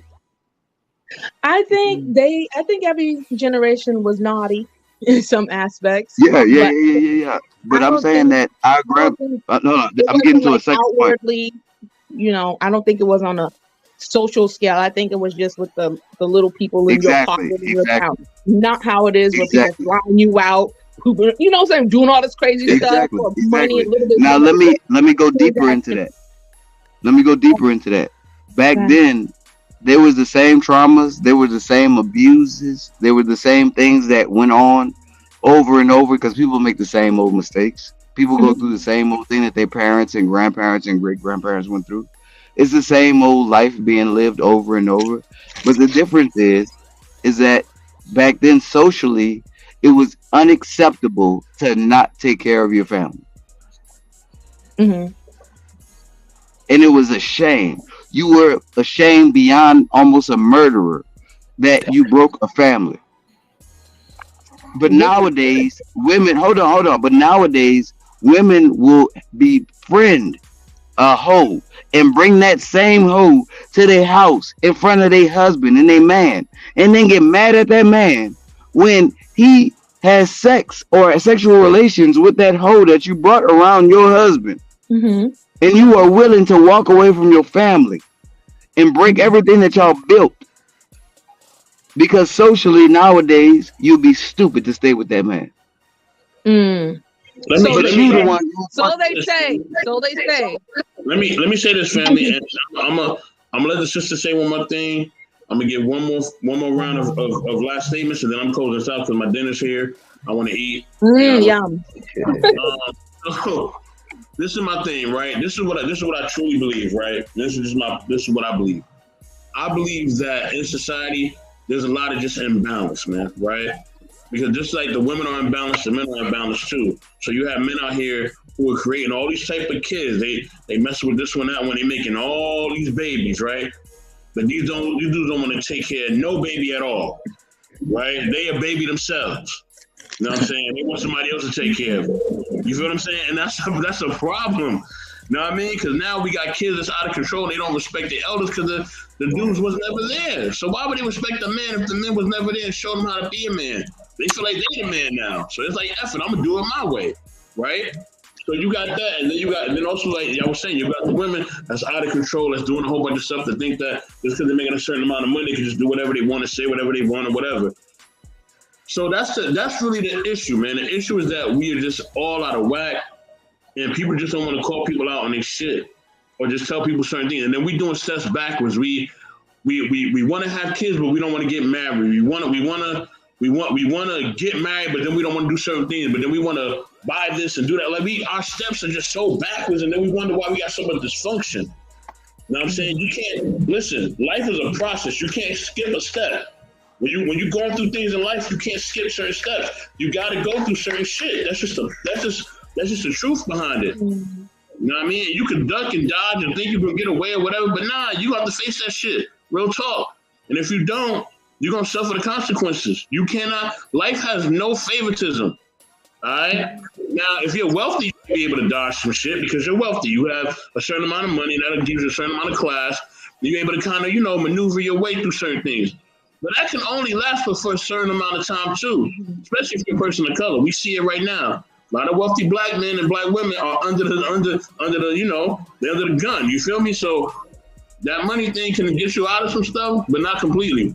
But that being said, like, I think there's people that come into our lives that can actually improve us, right? Mhm. They actually improve us and help us.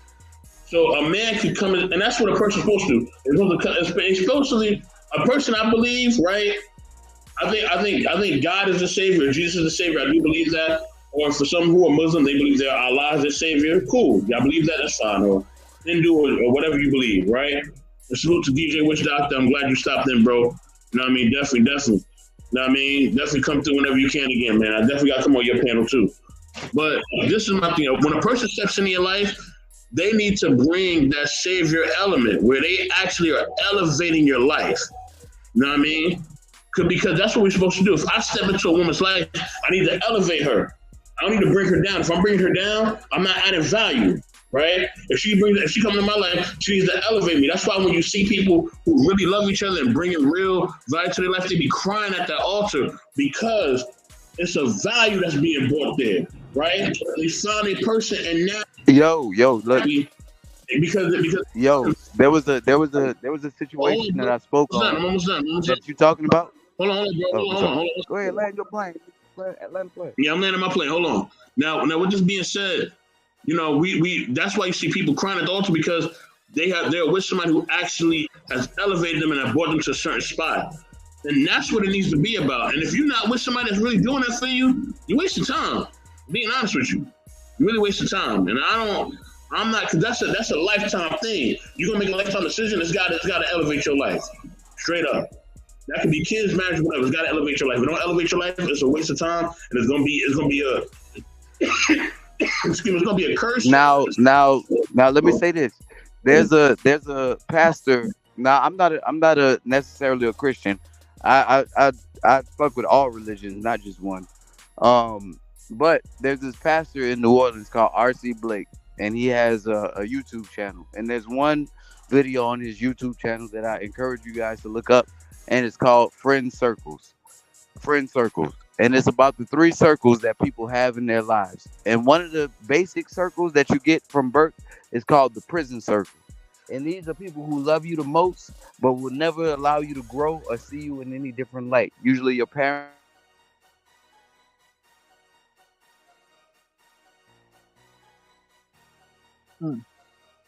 Life for just a season, who come in and then come out. But then you have your golden circle of friends. And your golden circle of friends is defined by people who come into your life with goals, God, and gold.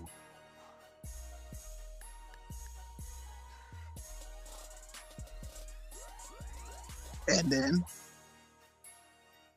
trying to build that circle. You talk about God with each other. You talk about faith and religion and your belief system with each other. And you also talk about how you plan on getting to the next level. Y'all it's like networking, bringing ideas and money to the table. If y'all not doing that, he's a prisoner. This person is a prison. They're a hindrance to you. They hold you in a box that don't want to see you grow. And a lot of people in our lives, especially the ones who love us the most, keep us in a prison circle.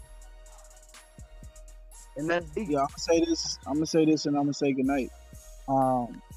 This is a great conversation.